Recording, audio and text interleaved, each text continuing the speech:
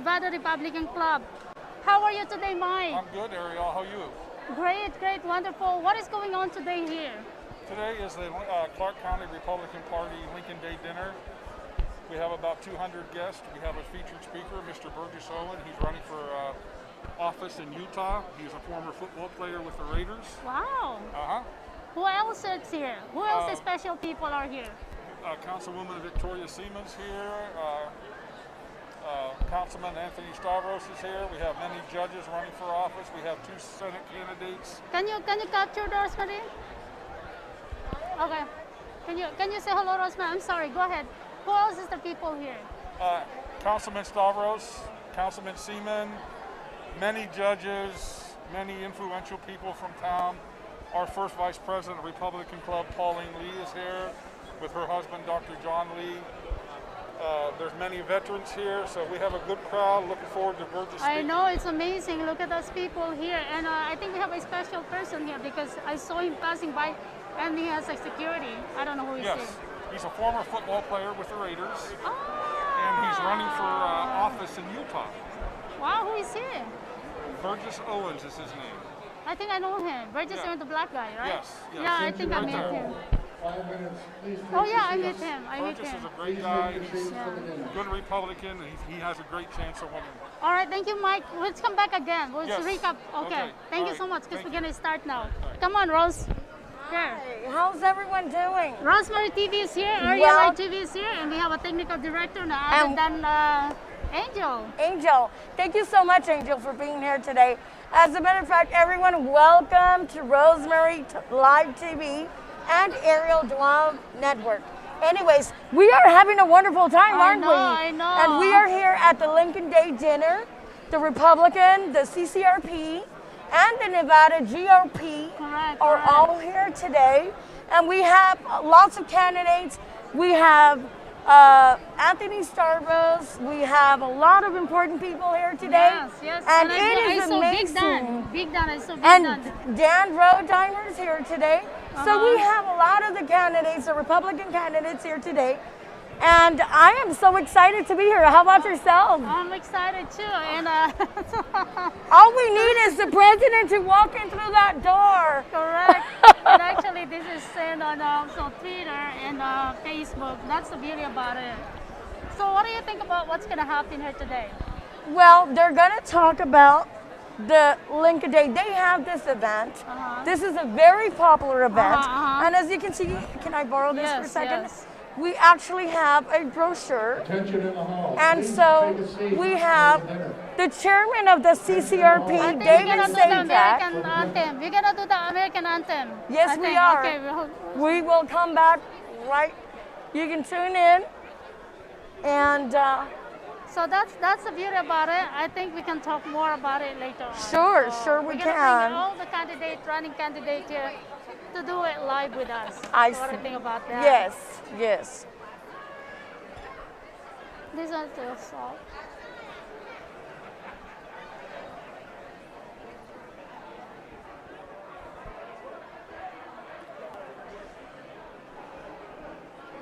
Well, before they start, I'd like to say to all my Hispanic community, hola, aquí estamos en la cena de Lincoln Day Dinner. Aquí la cena de CCRP, Clark County Republican Party.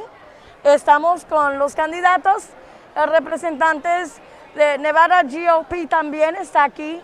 Y aquí estamos con varios candidatos, con varias personas del gobierno. Victoria Seaman, City Councilman de Las Vegas, Nevada, también está aquí. Así que vean este programa que va a estar magnífico para que ustedes sepan quién exactamente son los candidatos que van a correr para el 2020. ¿Ok? So, les vamos a presentar en unos minutos a algunas personas importantes, gobernantes de nuestro estado, de Nevada. Where is that? So we're still live. I guess we're gonna wait for the Yes. opening remarks and also national anthem, and we're gonna start the show.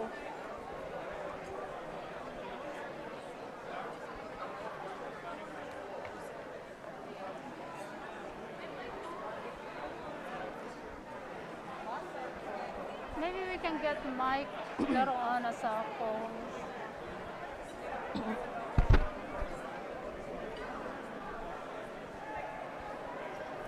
We need to see that guy.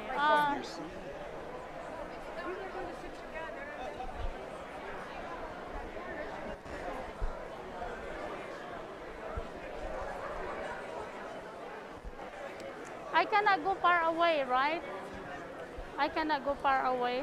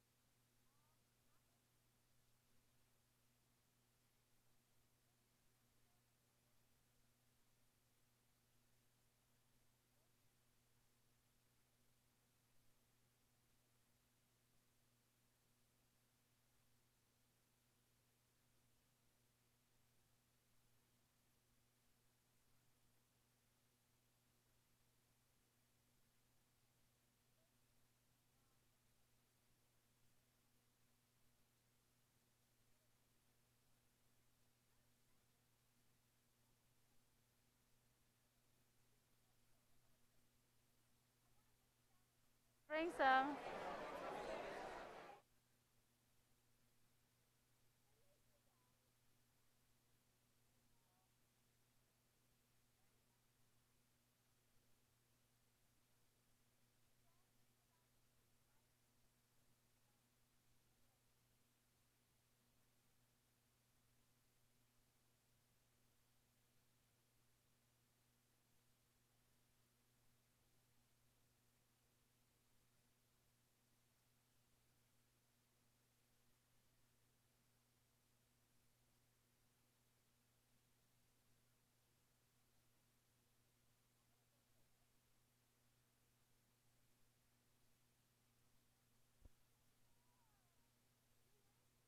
We miss you. We love you. Hold on, selfie.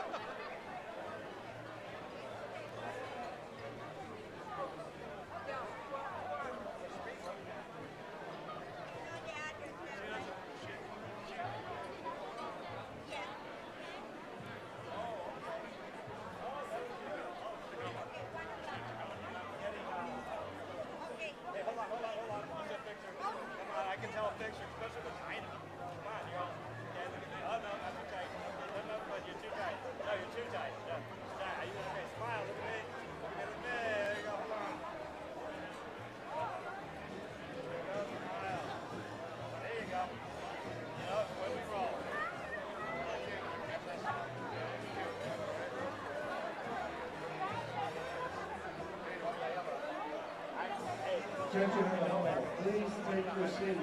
We are starting the event. Please take your seats.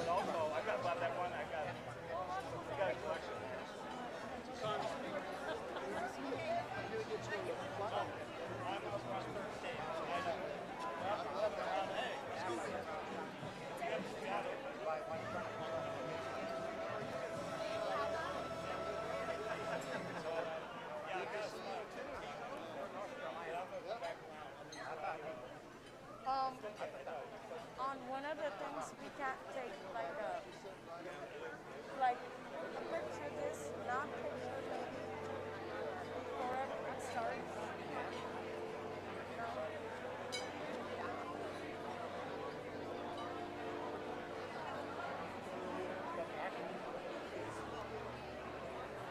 Yeah. Hello, everyone. Welcome.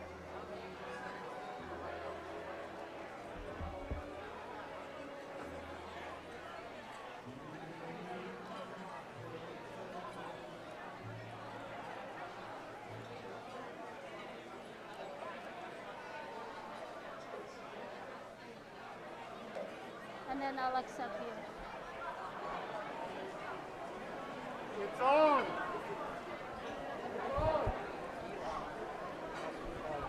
Hello, everyone. Welcome to Rosemary Live TV, and we're here today at the Ahern. We are actually here in the convention area with 220 people here today to come and celebrate the Lincoln Dinner Day. So we have lots of our candidates, and now it's about to start. So make sure and stay tuned for the rest of the evening. Thank you.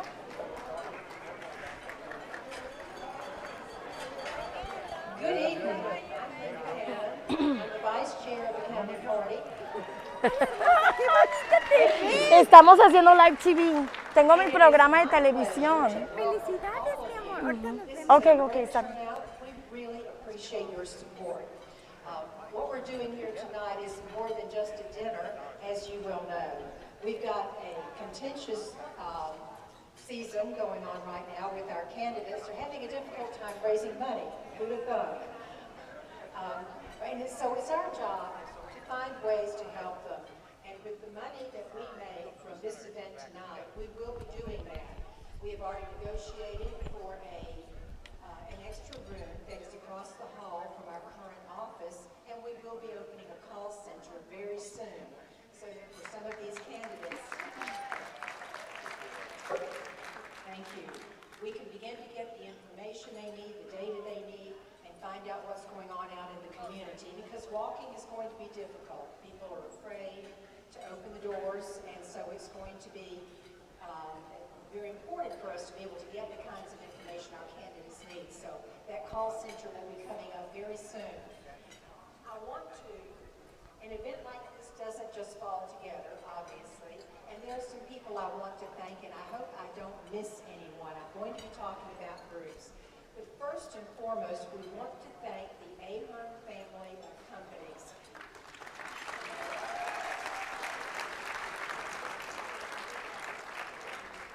I made a call to Don Ahern several months ago, and he hadn't talked to me in over a year and a half, and I told him what I needed, and he introduced me to Shane McFarland, and it took off from there. We have done several events here. Some of our other Republican groups are doing events here because these people are good community citizens, and we are proud to partner with them. Yes. I don't know if any of them are in here tonight. I haven't seen any of them, but I've been rather busy. But we are grateful to the Ahern companies. We're also grateful to all of you. Everyone in this room is a contributor, and that makes a difference. Every one of you has contributed to our efforts to find ways to get Republicans elected. And if you've been watching what's going on in the legislature this week, those guys need help. The pressure is on. So we've got some, in fact, right now, I'm going to take just a minute. Could I have all of our candidates please stand so that you know their faces? I'm not going to introduce them all.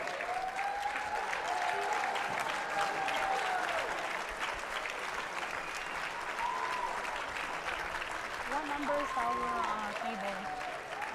20? That's a nice What looking number? project, I have to say so myself. And I'll tell you, this is quite a sacrifice. What these people are doing is taking a lot of time out of their lives. So support these candidates.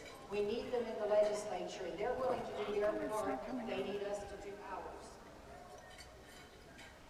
Everyone who contributed tonight, especially our guest in the very front, who bought the VIP tables, we are so grateful. We appreciate what you're doing, and we do not take it lightly. We realize that economic times are not great, and you stepped up to the plate and spent the extra dollars. We appreciate it. I also want to thank for a number of people. A lot of people donated to our silent auction. I hope all of you got to go back there and see what was in the silent auction. Excuse me. This is All of our also delayed. centerpieces tonight were donated by a lady who can't even be here tonight. Lynn Barrett designed them and put them all together. Help kept her from participating, but we're very grateful to Lynn. And we have a lot of other volunteers. If I ask all the volunteers to stand, most of this room would probably be standing. There are so many aspects of this. Just getting together the silent auction pieces, preparing the program. One of our very own people designed the program and got it printed. There are just so many pieces. So it's like a moving project. And we got this thing pulled together in just a very few weeks because we didn't think we were going to be able to do it. But thank you, Ahern Company. They fought for us. They went back with us, and we're all here.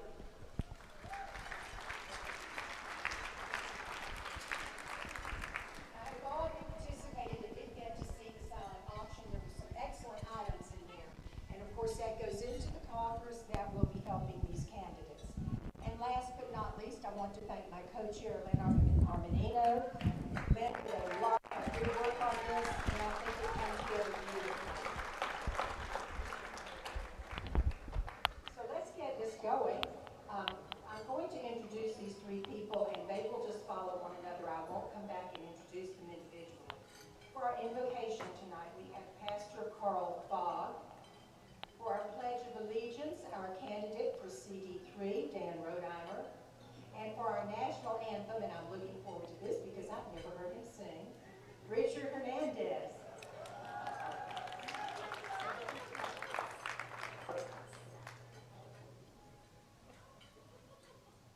Pastor Bob.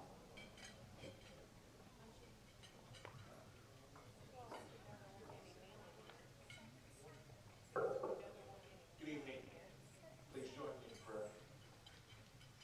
Almighty God, thank you for bringing us all here tonight to celebrate this Lincoln Day dinner. Father, I ask that during these trying times you be with everyone here. Keep them safe and keep them in your grace of your loving arms. Father, I ask that those who cannot be with us, that you remember them. All ours who have gone before us, Dwight, who we did the memorial service for this morning, on all our veterans and MIAs and POWs. Father, I ask that you bless the meal they were about to receive when those who prepared it. And I ask as we head home to our homes tonight, that we please be safe. And may God bless our party, our President of the United States, and God bless the United States of America.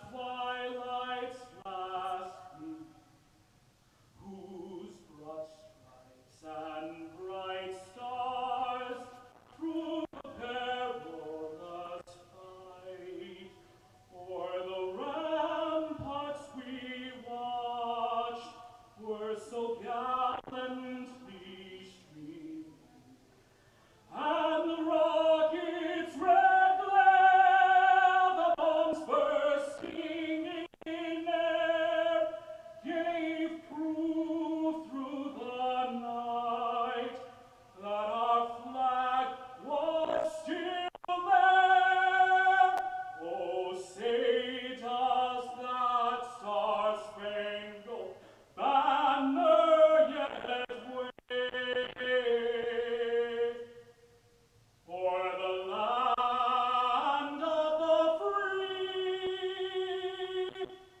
and the home of the brave.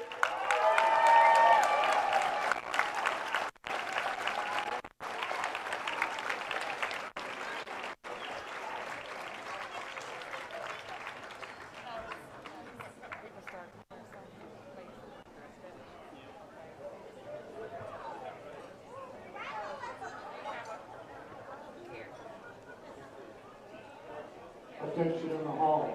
Silent auction will finish in 15 minutes.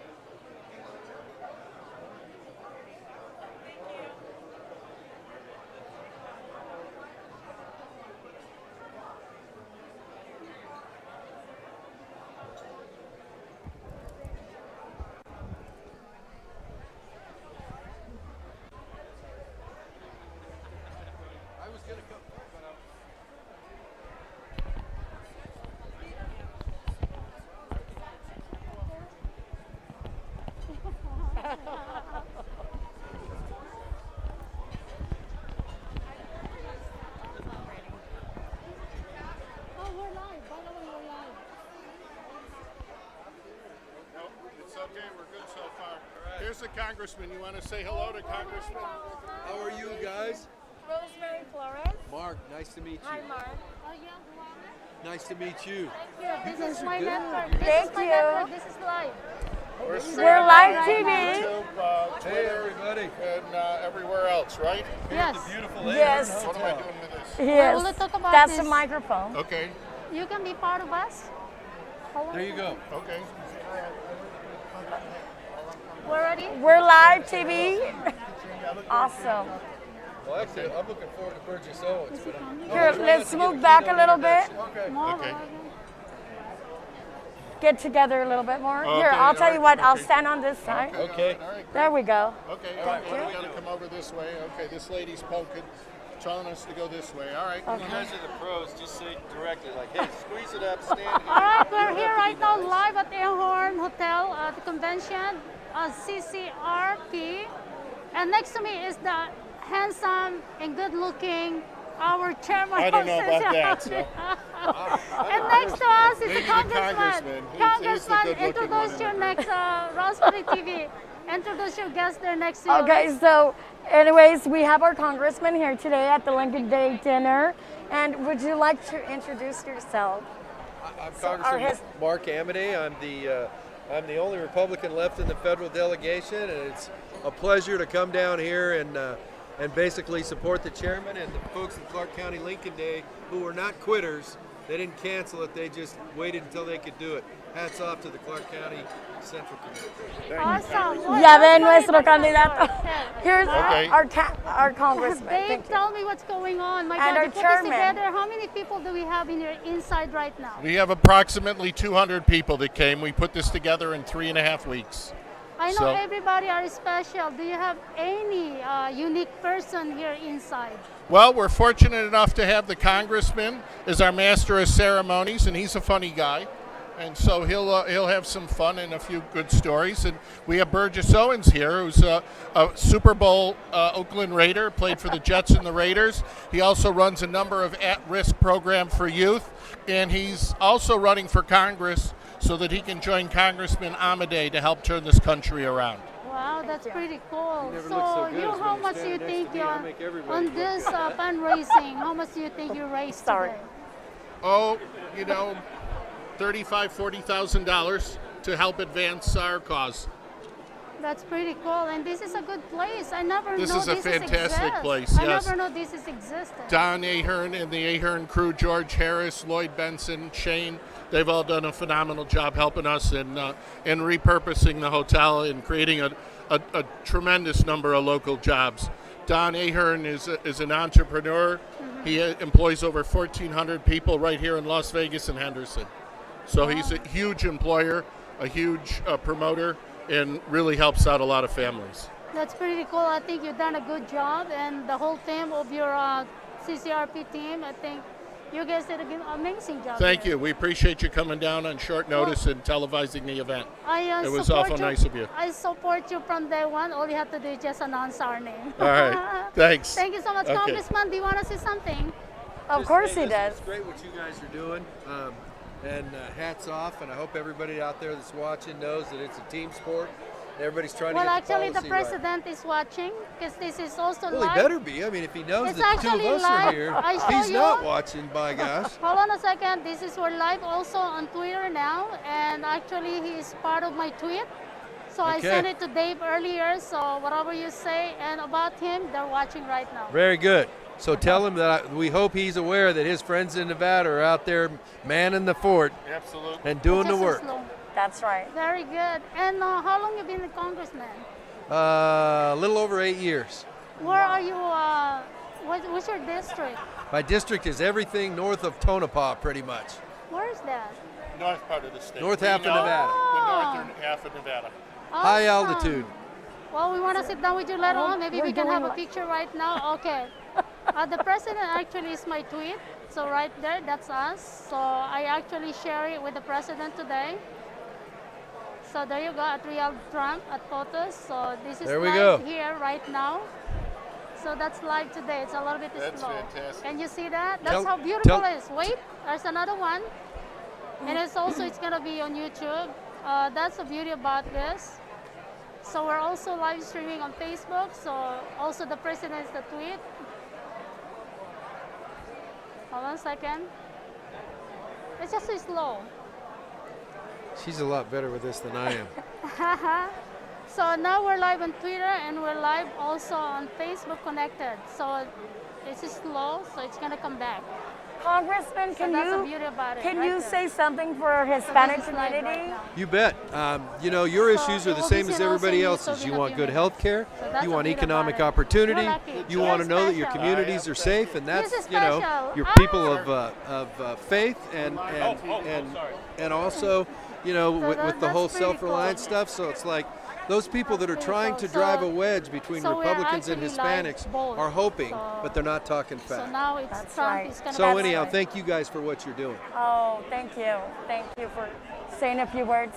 You bet. Como escuchan, nuestro congresista, Mark Amade, él dice que nuestra comunidad es bien trabajadora y que todos dicen que supuestamente que nuestra comunidad hispana a veces los confunden, ¿no? Y somos conservadores, creemos en Dios y pues y somos una parte muy importante de los Estados Unidos, ¿ok? So you know, congressmen, our Hispanic community are hardworking, and they have businesses. They love business. So, And they're you know, good at it. yes, they are good at Yeah, it. they're Well, good at it. Thank you so much. Happy to do it. Thank you for what you guys are doing. Oh, thank Let you. me give this back to you before I break it. Ah, Yes, ma'am. Thank you for being here. thank you. Oh yes, do a selfie real quick. I got mine.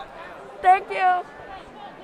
Oh yes, we have Sam Peters today, and of course, ustedes saben. Give that to him. Oh yes, I forgot.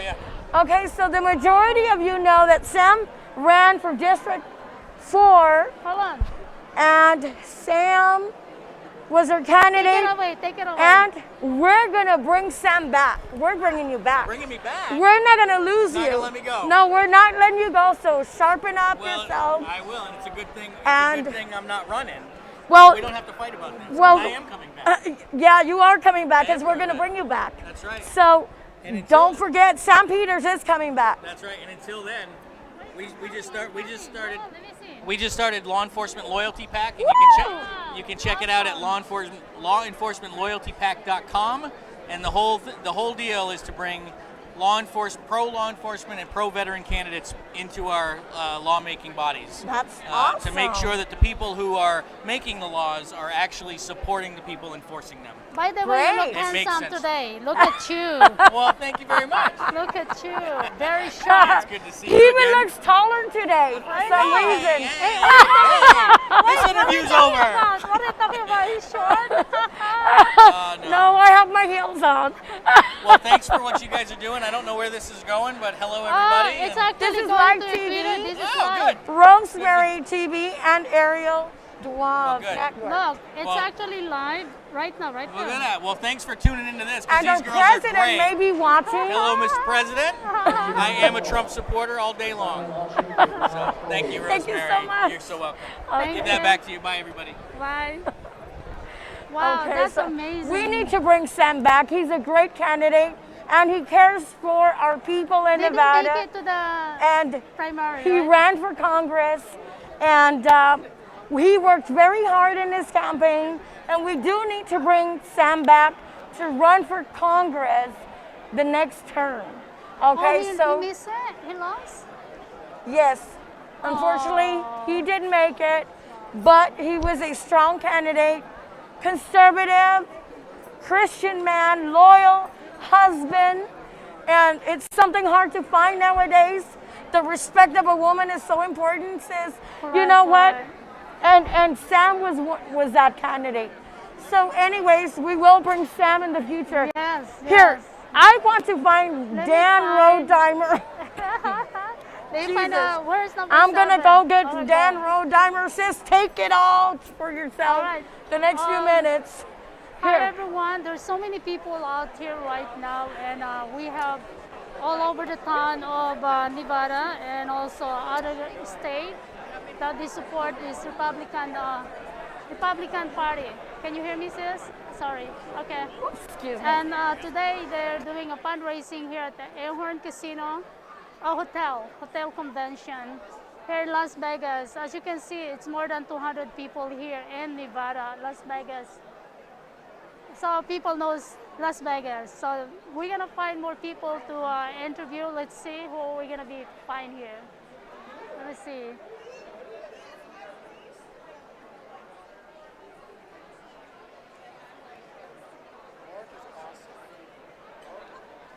I'll be back, sis. I'm gonna find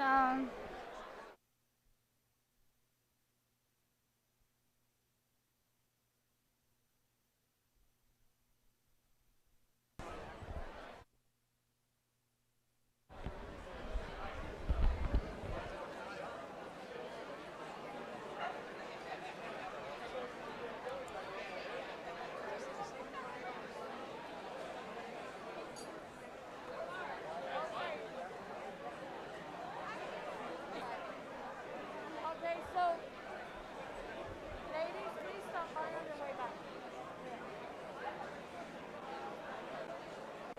So, are we live or not yet? Okay, so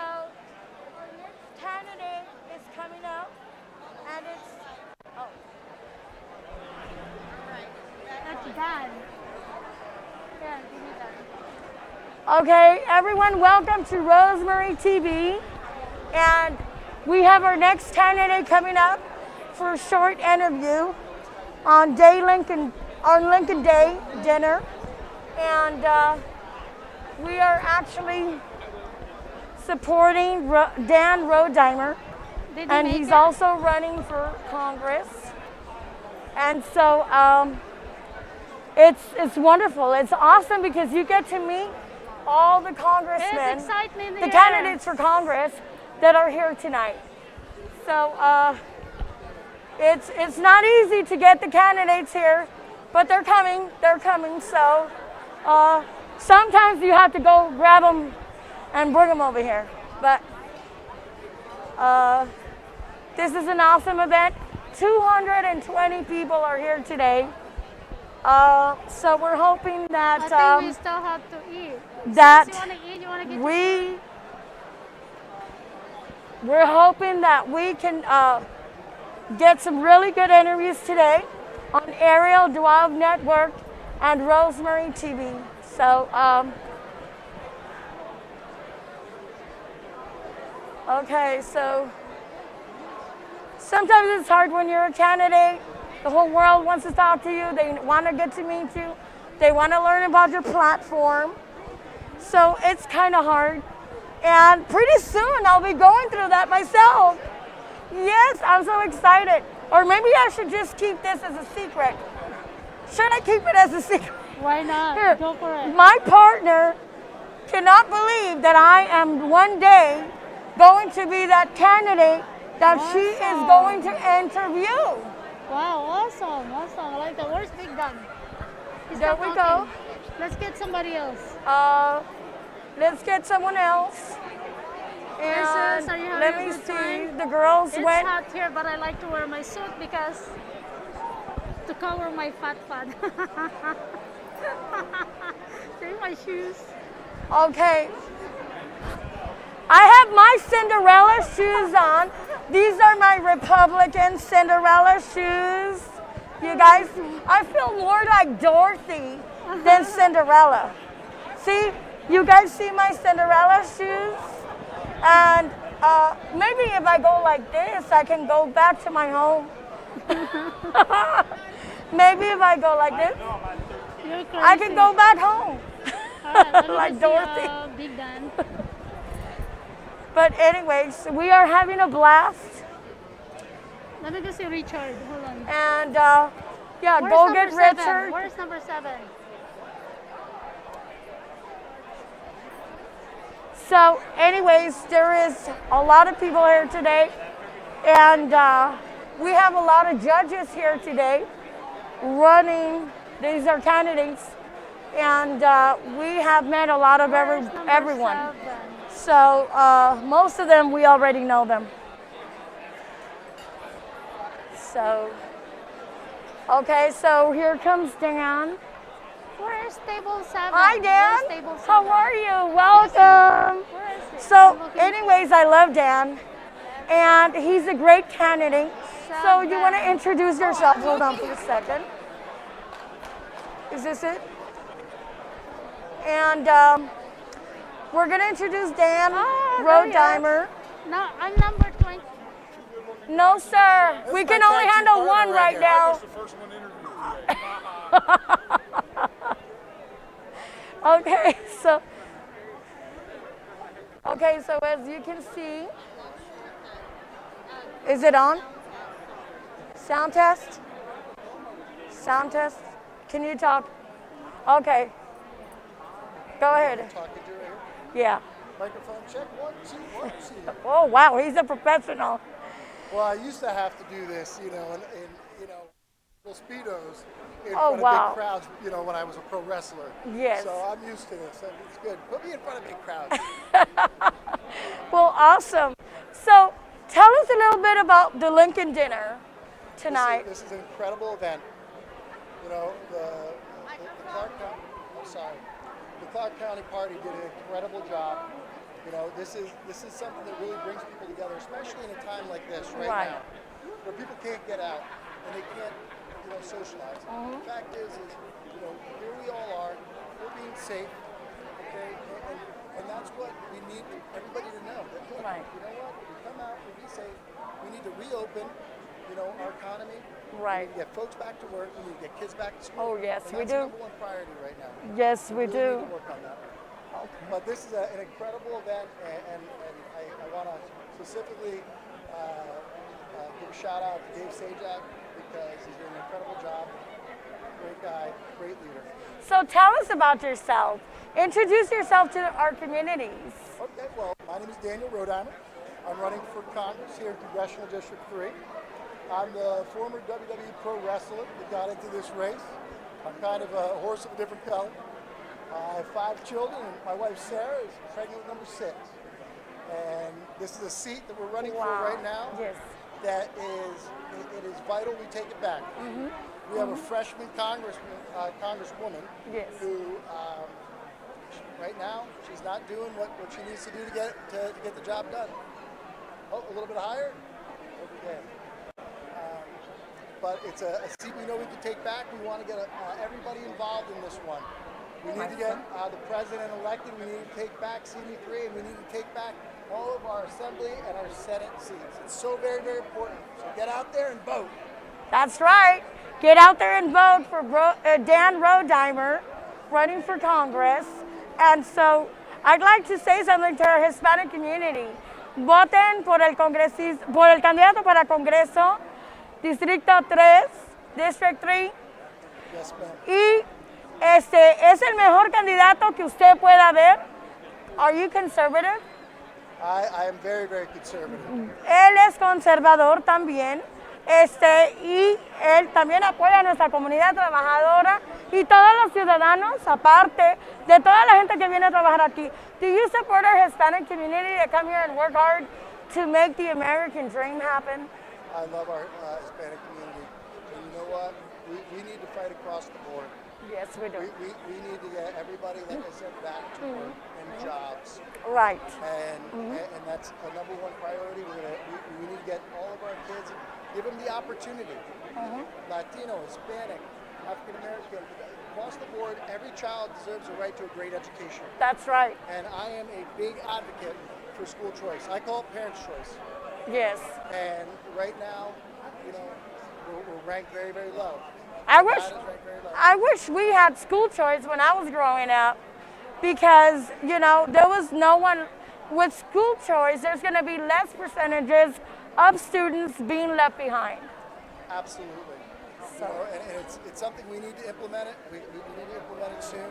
If it wasn't for my parents, middle-class family, my father was a police officer, they worked very, very hard.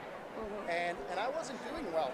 And when I went into the public school system my freshman year in high school, I was doing very poorly. And my mother and father, they took me out of the public school. They took all their retirement, all their 401k, to send me to a great school, a great private school.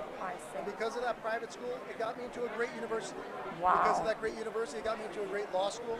Right. The fact is, I would not be standing here right now running for United States Congress. I have that opportunity, and every child should have that opportunity. Right, and that's correct. Everyone should have that opportunity to have school choice, and lots of the Hispanic community that have already registered are very excited. It's going to be a very, very exciting race. Yeah. Very, very exciting race, and I'm going to fight hard for you. And if need be, I will take a folding chair right to the establishment. God bless Nevada and God bless America. Well, thank you so much, Dan. You're supported by us. Thank you. Thank you so much. Thank you. That's a picture. How are you? You want a Thank picture? you so much. Let me take a picture of you and Arielle. This is Arielle. He is so tall. Congratulations, you won the primary. Awesome. Now you take a picture of me and Dan. Hold on. Okay. Here. Hi. How are you? Oh my God, you're so short, Rosemary.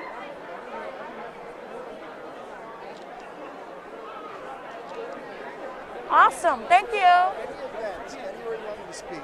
Sure. Okay. All right, come on in. We're still live. Okay. Rose. Oh. Okay. We All are right. here.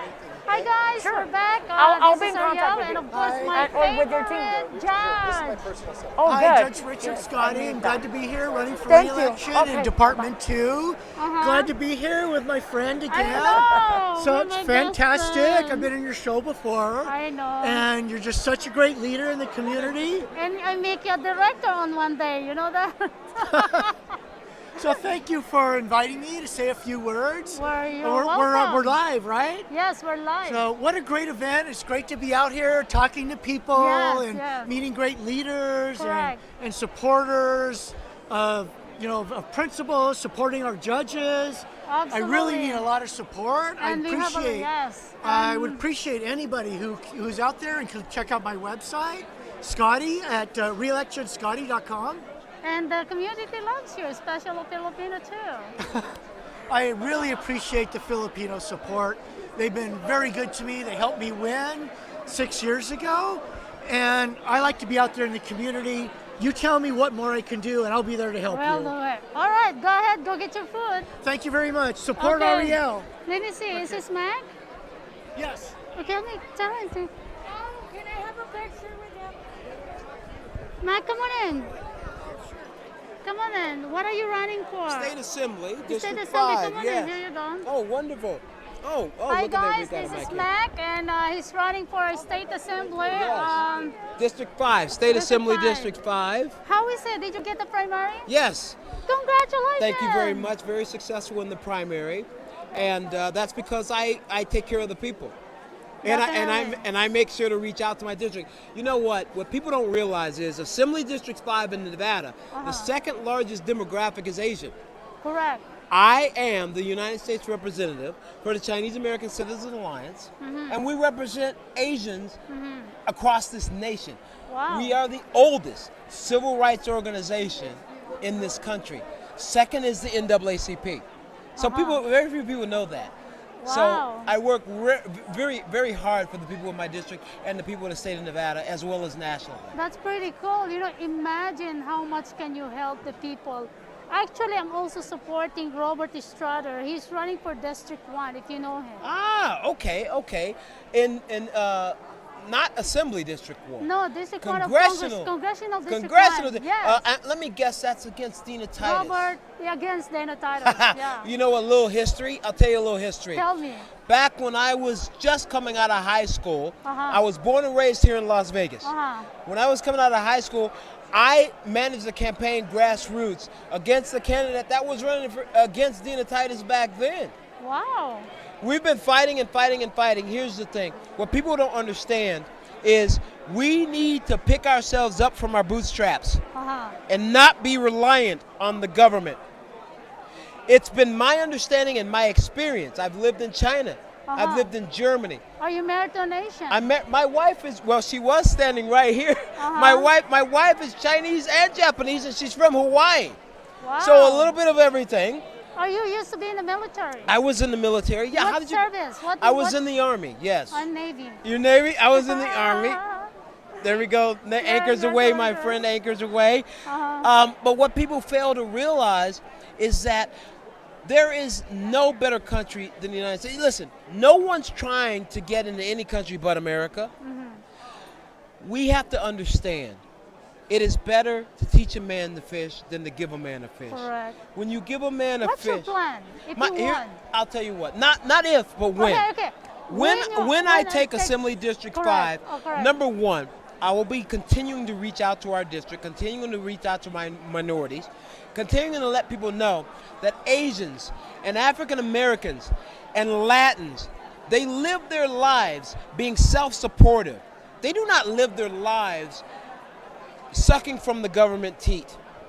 They don't. They grew up doing for themselves. Okay? And that's what they can do that. You don't have to be born into wealthy families or prosperity to become prosperous in America. Now, one of the things, many people don't realize this and they don't know this. Okay. I'm going to tell you something. I've actually been deported before. Why? What is your nationality? I was deported from China back to America. No way. How did Because it I happen? overstayed my visa. Oh, okay. If you want to know the Okay, truth, I okay, was trying to okay. get a better ticket, honestly, and I overstayed my visa.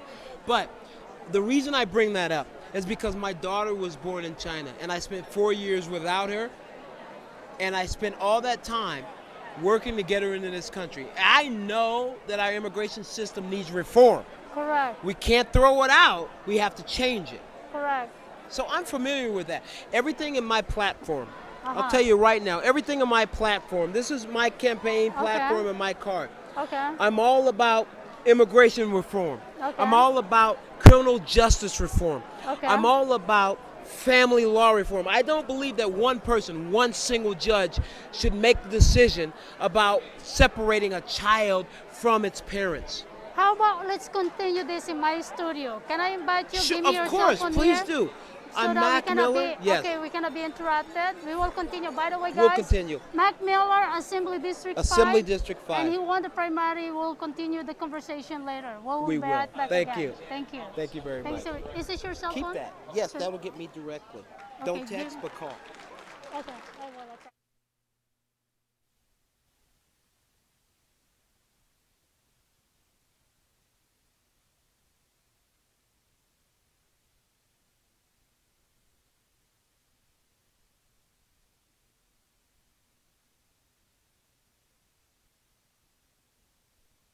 Some of the people that have run excellent primaries and made it on to the next level.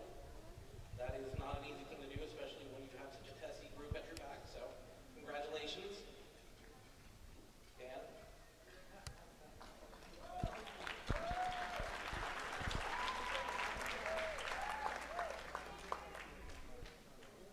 I'd like to shout out Dick MacArthur up here. Hell of a race. So we also have the first black Republican elected to the state legislature. Councilwoman, Assemblywoman Black, if you would.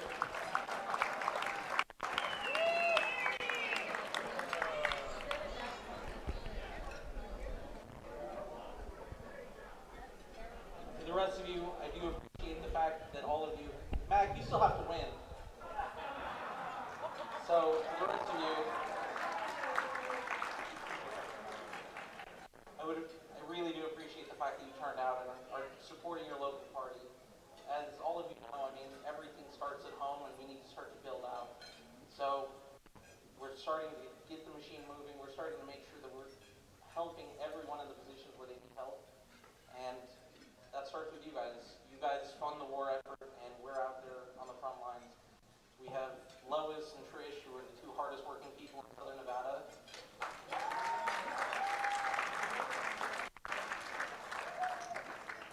I mean, these two women put me to shame. As a very old man at 28, I have never seen anyone move so quickly and register so many voters, as well as being involved with absolutely every organization and Republican cause in the state. Thank you very much. On that same vein, I would like to introduce our next speaker. He is friends with everyone, and then not friends with everyone, and then friends with everyone at different points of the week. He is what it embodies, what it means, and what it takes to be the chairman of Clark County, because the man is willing to put up with more and more and more as the week progresses. So, our next speaker is David Sajdak. I do want to go ahead and say, give this man a round of applause. The amount of time, effort, and just, he gives it all. So, with no further ado, Chairman, the floor is yours.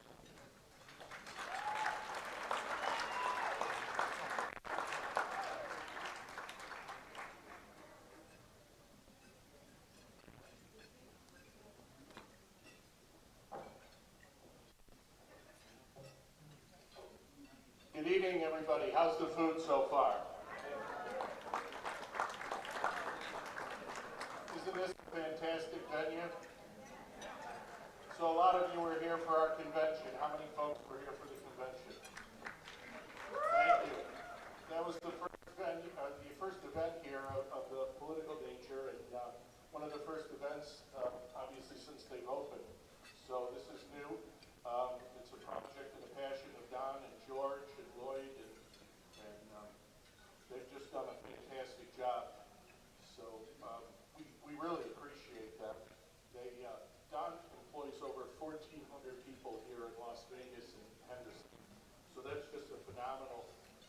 phenomenal record and a huge boost to our local area. So we really appreciate your support, Roy Benson's support. They've got a table here. Let's see, who else? Michael Candinessi. And I kind of said your name right, you know. So they have a table. Michael's the chairman of Washoe. Michael Jacks, the vice chairman of Washoe. They bought a table. Front row table. We have the backers over here that bought a table.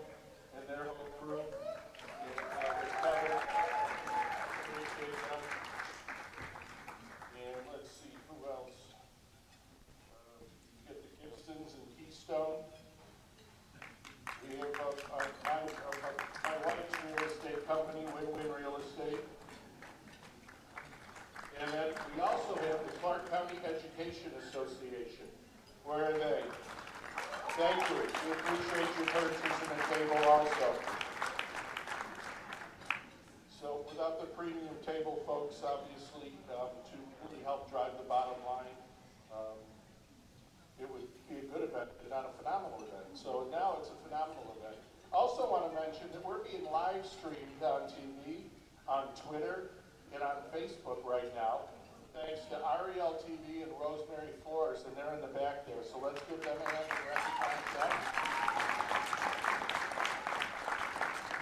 And just so you know, the president is on Arielle's feed. So this could get through to him, and she's been tagging him a bunch of times. So we want the president to know that we support him here in Clark County, right?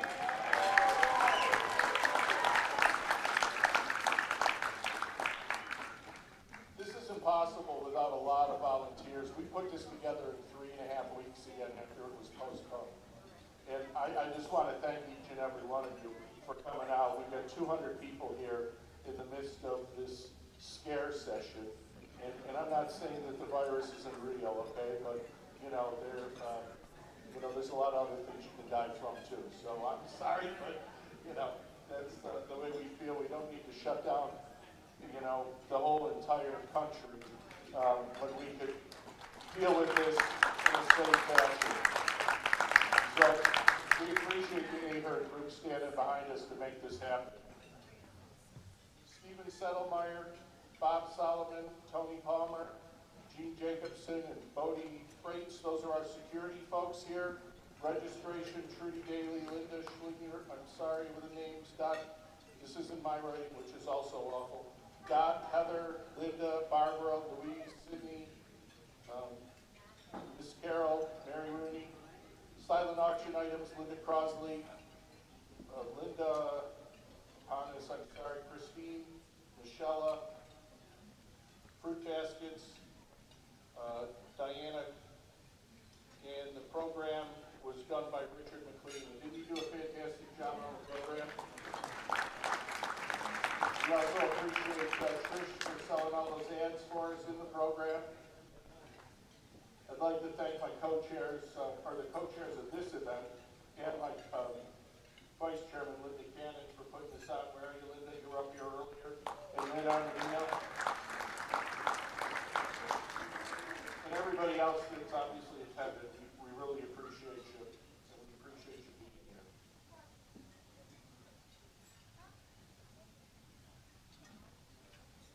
So, a few weeks ago, we lost a very, very dear friend. Words can't really explain what Dwight meant. So, he's one of the ones that, he's one of the main reasons I'm here as chairman. And, you know, half the room probably has some tie to Dwight bringing him to some event at one time and getting him to recruit. It's just amazing, even this morning, going over all the people's lives that Dwight touched. So we're going to miss him dearly. You know, there's just not enough to say about somebody with his energy. Always smiling. He was at our convention 3.5 weeks ago here and made sure he came up and said how much he appreciated being here. So we really appreciate it. We're going to play taps for a minute. If we can just have a moment of silence. Here it is. I'm sorry. I'm sorry. Bill King, ladies and gentlemen.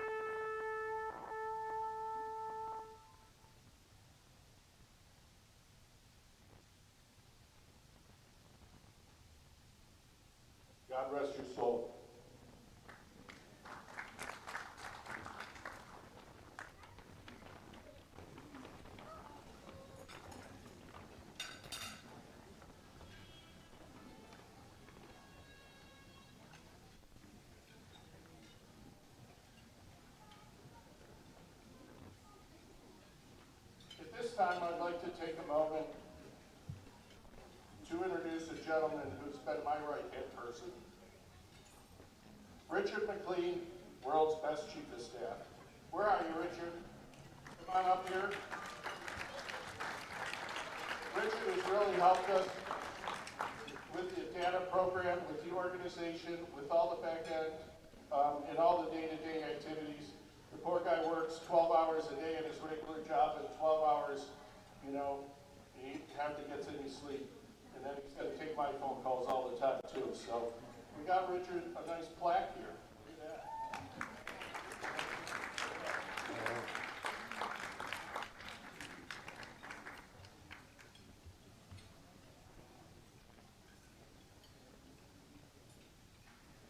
Richard's working right now on our new call center, which Monday I'm going to be signing the lease for it.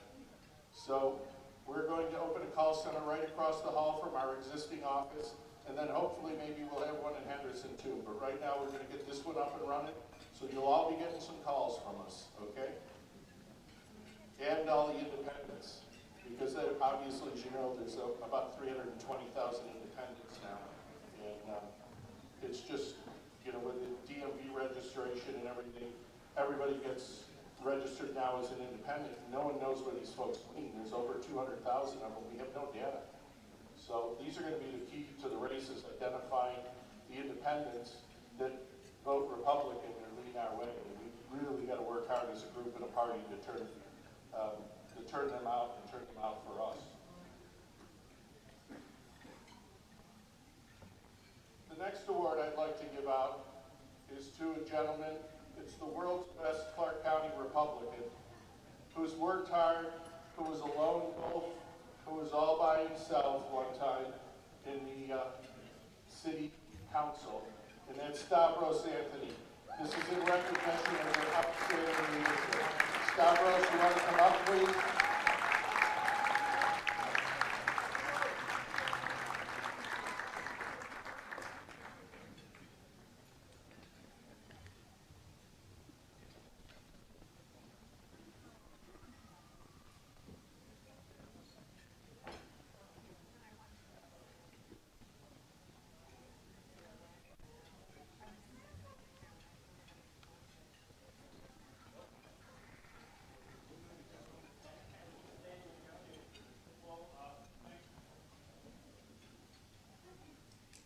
Thank you very much.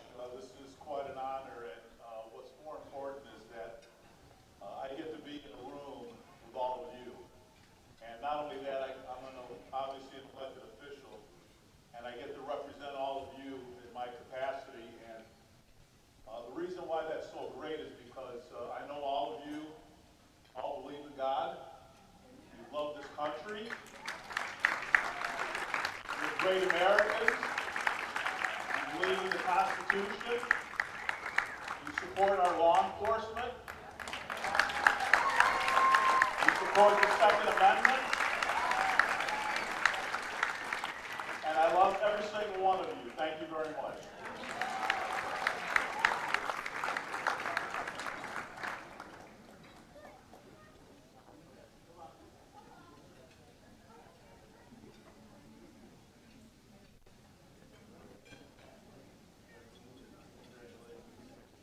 So when Stavros was first on the city council, he was the only Republican. And now that he's going to be termed out, he's going to the county commission, because there aren't any Republicans on the county commission, and look what we have. And it took him about 10 years to get half the county commission to be Republican and the mayor to lean Republican. I told him the other day that he's got a lot shorter timeline, because we can't go another decade with a Democratic rule.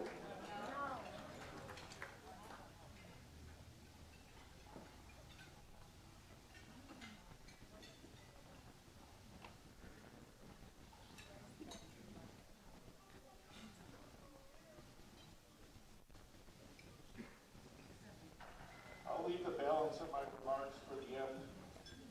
And I just again want to say that we appreciate your support. We do have some pledge cards on the table. We need to raise $75,000 for our call center and for our walk program. The only way we do it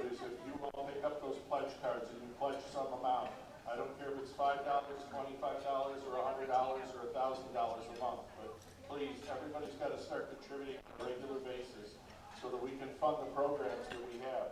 We have the infrastructure in place now. We've got the data programs in place. We have the computers in place. We have the volunteers in place. But we need to grow it. And we don't grow it without your help, and it does take money. And look, we're all tight. We do without, just like the president, one with a third of the money. Okay, you don't have to have a ton of money, but you still have to have some money. Richard's actually right now, Richard's programming a call center that's going to do it for 34% roughly of what is the norm. So instead of 7 cents a call, I think we got it down to, what is it, Richard, 2.8, 2.9? 2 cents.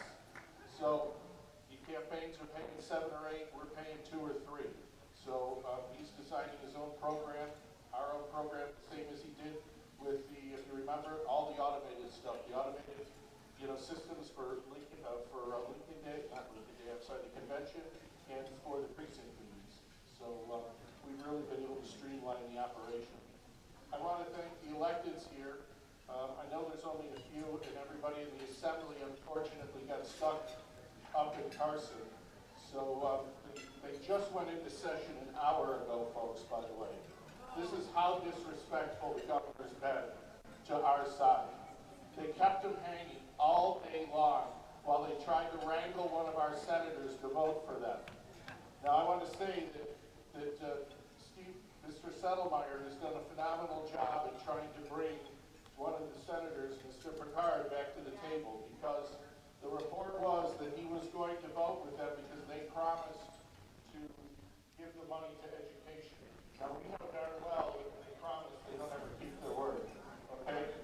So, Senator Settlemeyer has, I've literally gotten 10 calls today about what's going on up there, and they want me to pass on to you that, it looks like he's not going to vote for it. He's going to stay with the Republicans.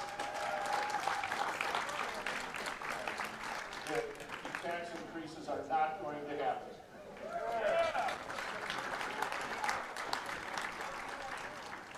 Now, y'all know that we have redistricting coming up, and that's why we're fighting so hard, because we can all be redistricted out of existence. The governor's going to call it a special session right after this session, and they're going to try to pass voter harvesting and all their other phony baloney BS tricks. So I don't want to say bad words, as my wife says. I come to her to say that, but I'm sorry. Yeah, exactly. Thank you, Josh. So we're obviously trying to fight that. We can never ever be in this position again, and that's why strong county parties are so important, because we support the local parties. We support the local races. We support the council and county commission. We support the assembly and senate candidates. And then those drive it out to the Dan Rodimers and the Jim Marchands and the upper races and up to the president. So we believe in a ground-up approach, not a top-down approach. And that's why the money needs to stay in Clark County. So a lot of you know that this week the state came under some grief. $360,000 has been raised by the state this year in small donor programs and large donor programs. 100% of that money is in the federal account. $8,000 is in the state account. Now, I'm sorry, that's not where the money belongs. It belongs here with all of you that are running. I want Dan and Jim to have their share of that money because it's only fair. But that money needs to go to assembly candidates and senate candidates and help their races and pay for walkers and pay for phone programs and do things that work. And, and Richard, all the local races. We can't be in this position again where we're 27 votes from having everything destroyed that we know, including businesses, because businesses don't work this way. All right, Michael's got a business, right? You're shut down, right? Michael Jackson.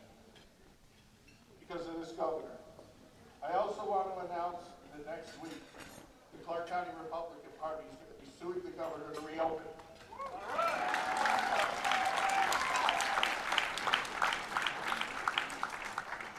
We are not going to sit here and watch our state be destroyed. So I'm sorry. I just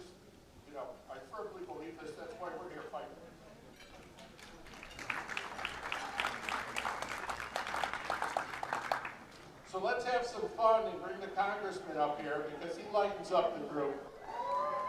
Congressman Amade, we appreciate your support.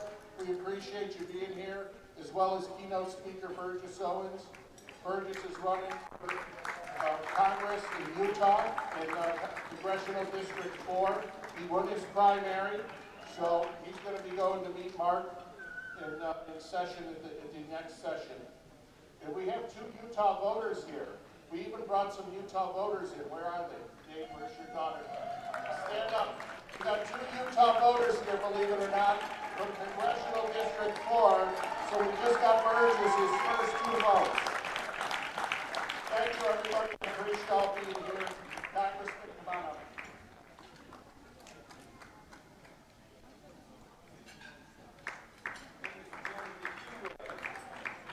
Thank you for that warm Clark County Central Committee welcome.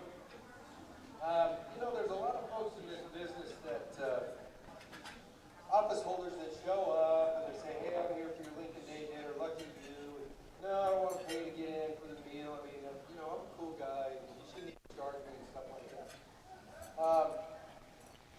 We've kind of, since we've been in, said, you know, maybe you ought to try. And maybe some of those folks that raise real money would catch on and do that. Maybe I ought to say thanks to those people who are doing the work, like this guy's just been describing, in terms of what you're doing with on the phone, what you're doing with precinct organization, what you're doing with candidate recruitment, that sort of stuff. So, I don't pay to attend a Lincoln Day dinner, but here's a check for $500 to the Clark County Central Committee.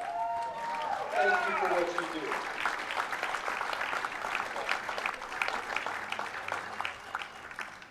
And so, just a couple things real quick. We've got a little admin section, and then it was like, well, you're the MC, you don't have to do anything, except make sure we're on time. My time's up in about 3 minutes, so if any of you have any questions, try to get them in quick, because these trains are going to run on time. Hey, Dan.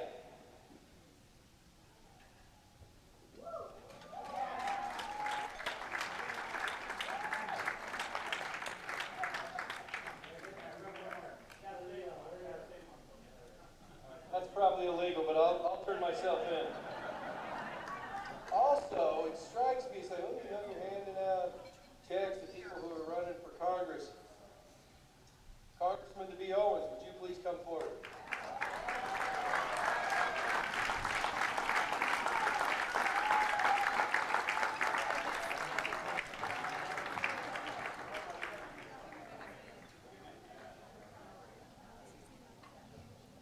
Hey, let me know if any of my colleagues from Utah have given you any money yet either, would you, Burgess? Cheap buggers. That's right. You know, if I had feelings, somebody could hurt them, but since I don't, here we go. So listen, thank you, Mr. Chairman, for being generous and offering to let me talk for a while, but you know, I'm going to go back to my old standby, which is, I know you didn't come here to hear me talk, and I'm not going to disappoint you. I just want to say a couple of things, though, before I have this kind of unique introduction for Burgess Owens. Because, you know, I hang around with people that were All-Americans and first-round draft picks and stuff like that all the time, so this is no big deal for me. I played high school football. Yeah, we'll get to that in a minute, though.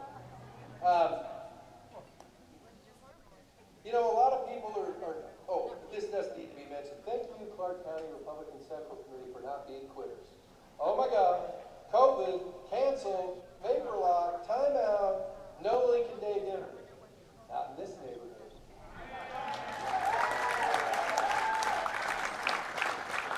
And by the way, it's pretty impressive the rough crowd you've got here tonight. I look around at some of these tables.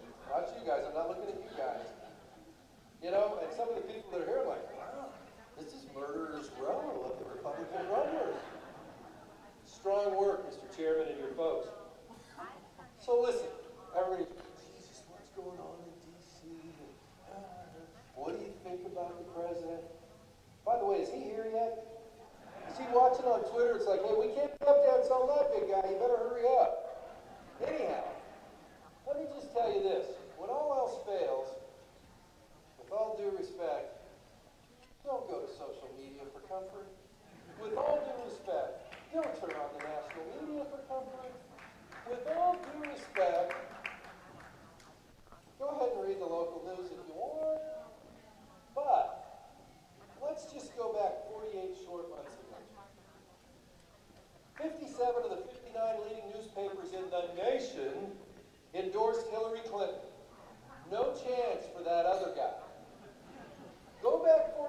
months ago, everybody's got a pollster and they all say tapioca for the guy from the Big Apple. Okay. And then, you know, it's a funny thing, and we're going to start in about 90 days here in Nevada. You are listening. In about 90 days, early voting starts. And you know, there's been talk about fundraising and it takes money to run campaigns. That's absolutely true. But what they count in November, ladies and gentlemen, are votes. What they counted in Michigan in 2016 were votes. And in Pennsylvania, and in Ohio, and in Florida. And then you say, yeah, but Nevada. It's like, yeah, but Nevada lost by 1.5 points. How could you ever come back from losing by 1.5 points? Ball game. Might as well not even show up. 2 out of the 4 congressional districts. That's a disaster. So all I want to remind you of is 20 years ago, polling was a science. Now, it's an advocacy tool. No disrespect to you people in the polling business, you're making more money than you ever did, and the stuff you're producing is, well, since we're on family time streaming, I can't say anything other than bovine scat. So, when we're sitting there, it's like, you know, funny thing might happen when they count the votes. But you folks have got it right because you're like, okay, some of you are doing the thing. And by the way, there is nothing more personal than a political election. It's not like, oh, the defensive end didn't get to the quarterback and he had too much time in the pocket and I can't cover that guy for 20 seconds. I can only cover him for 18. It's like, dude, yours was the only name, or man, yours was the only name on the ballot and you lost. So it's like, okay. But the reaction to that I see in a group like this is, so we're going for broke. We're either going to win or they're going to carry us out on our shield. Yay for you guys. Yay for you guys. Final thought, and then I got to introduce that DB back guy from someplace east of here. You know, a couple days ago, I was waiting for an episode of Gunsmoke to start on the Inspiration Channel. Me too. It was Barbara Stanwyck's birthday week on Big Valley. Oh, be still my heart. Linda, anyhow. So anyhow, I'm flipping through and I don't even know what, but they're going, hey, we got a poll. It's Trump and Biden, and it's a dead heat. One's 44, one's 43. And because it's a poll, I mean, the 44 had to be Biden.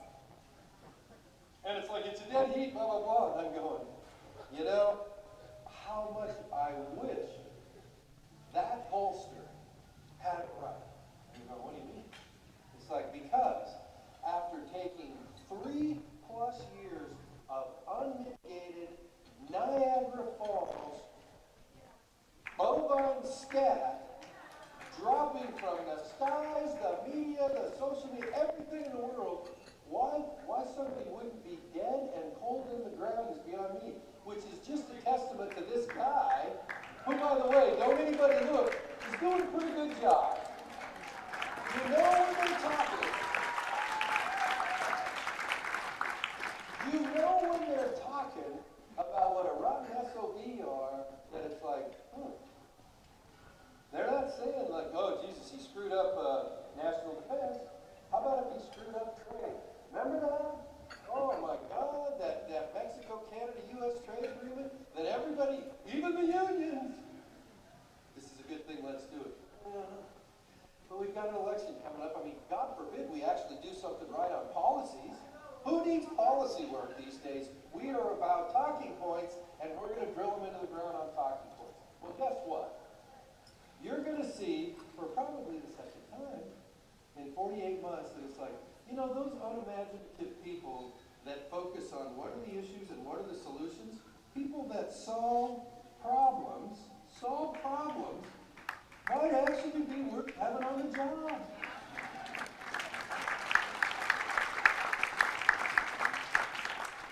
Final. These are tough times, okay? It's a lousy time.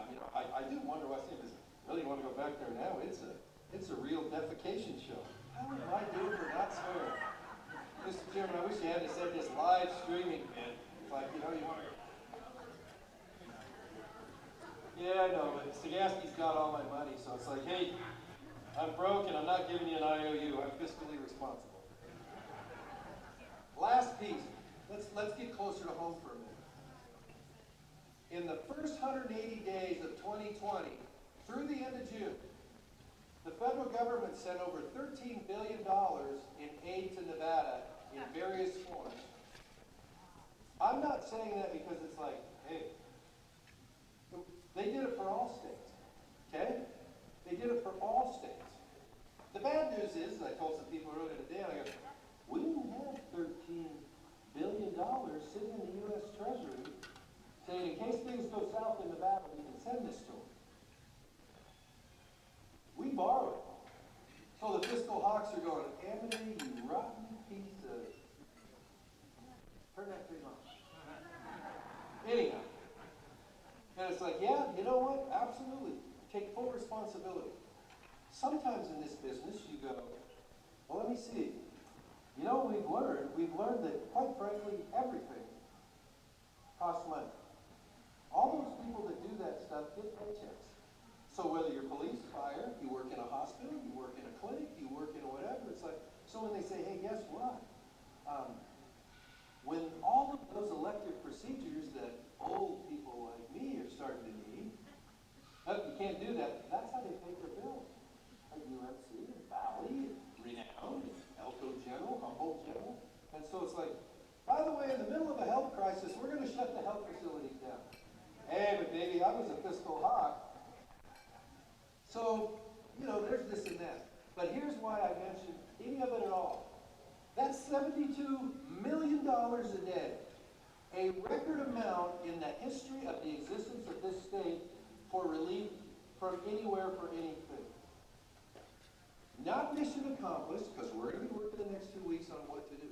But, with all due respect to my colleagues, because I used to be one of them in the Nevada legislature, before you pass HJR 1 that says, please send more money with the maximum amount of flexibility possible, with all due respect, how about thanks for $13 billion to keep healthcare in business, to keep the safety net for what's going, to keep, you know, half the people in the state got what I call the helicopter checks.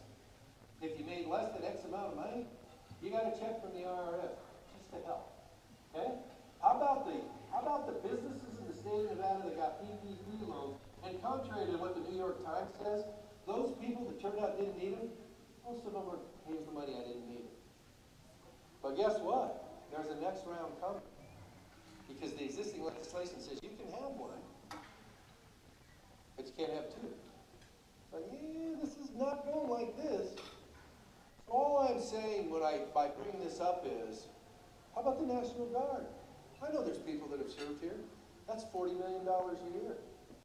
Okay, Governor, you can have the National Guard and direct them. We'll pay the bill. Hey, Chief, thanks.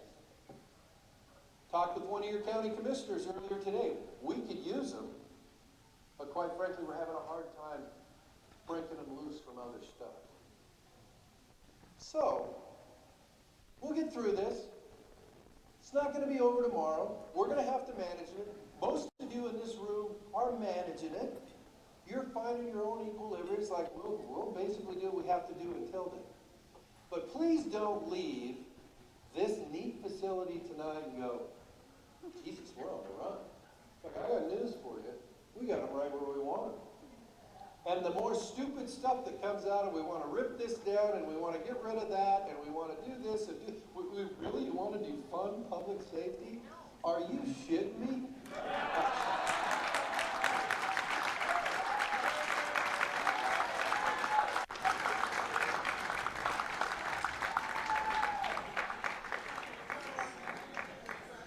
I have overstayed my welcome. So listen, they say, we got this guy coming. His name's Burgess Owens. I go, man, I've heard that name before. And I go, I mean, how distinctive. It's very distinguishing. Richest Owens. I'm like, whoa. I don't know who that is, but it sounds really good. So then you do your homework and go, oh, now I know where I've heard it. You know, back in the days when I used to watch football and think that I had a football career. By the way, I still got all 4 years of my NC2A eligibility. You don't. That's right. So anyhow, I'm like, Burgess Owens? What the heck are those guys in Clark County? Burgess Owens, what's the matter with me? What's the matter with me as the keynote? And so I start looking and it's like, well, let's see. He, I guess he was accomplished as a high school football player. I mean, I don't know. It was a long time ago. But, defensive back, okay. And it says, played safety for the University of Miami Hurricanes. I've heard of their football program. And I think back then it was even, I think people heard about it because they were pretty good, not just on probation all the time.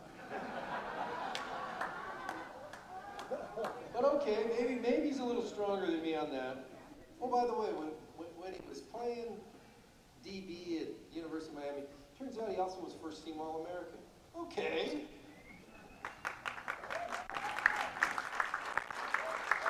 That's pretty good. I keep looking through I didn't even get All-State as a wide receiver, but I was a wide receiver. And I think I could have got behind you. We'll never know. I said, well, okay, that's all well, but what about after that? Well, he was kind of like the most valuable defensive player in the North-South All-Star game, an MVP of the Coaches All-America game. So he was good for a couple games after his senior year. What the heck is that? Huh? Here's the part, though, where I started to go, yeah, maybe they made the right decision. Graduated, University of Miami with a Bachelor of Science degree in, I got nothing for this, biology and chemistry.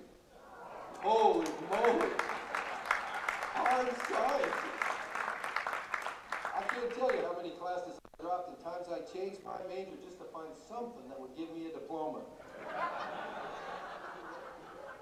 Biology and chemistry. Now for the first time looking through this, I'm like, don't get intimidated. First round draft pick for the New York Jets. Okay. Was Namath still there?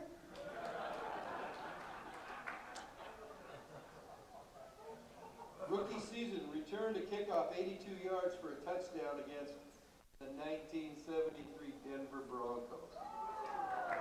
Of course, you know, I was better than everybody on the Broncos, I'm sure, in 73.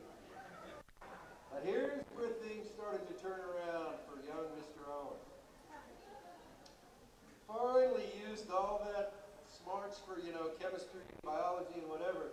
It's like, you know, I love the Jets, he's kind of an Eastern guy, this, that sort of thing, but he's like, if I really want to get to the pinnacle of my game, I got to play for a West Coast team. Shows up at the Oakland Raiders just in time to carry to a world championship in 1981. I don't know, maybe that's that blade.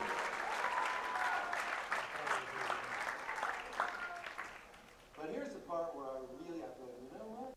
This guy might be pretty good. He's an author.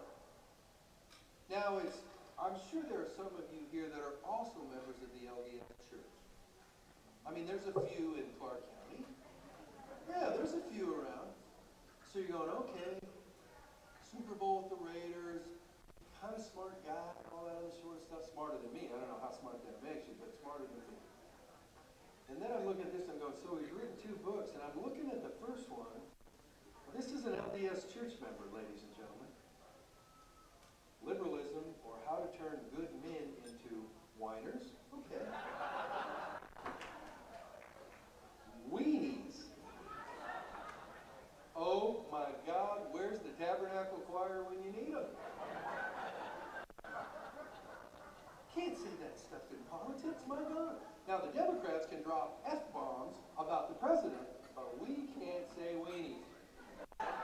Even if it's written. And wimps. And of course, we all understand that. If you grew up in the 60s and 70s, like, hey, wimp. You know? Makes me feel young again just to hear the word. But then let's look at the, and by the way, I bought both of these purchases, I'll have you know. It's like, hey, could you give me one of your books, and could you sign it, and all that stuff. It's like, nope, we're doing it the old-fashioned way. Going to my daughter and saying, get me on that Amazon thing, and get me both of those books, and you're on that Prime, I want them lickety-split.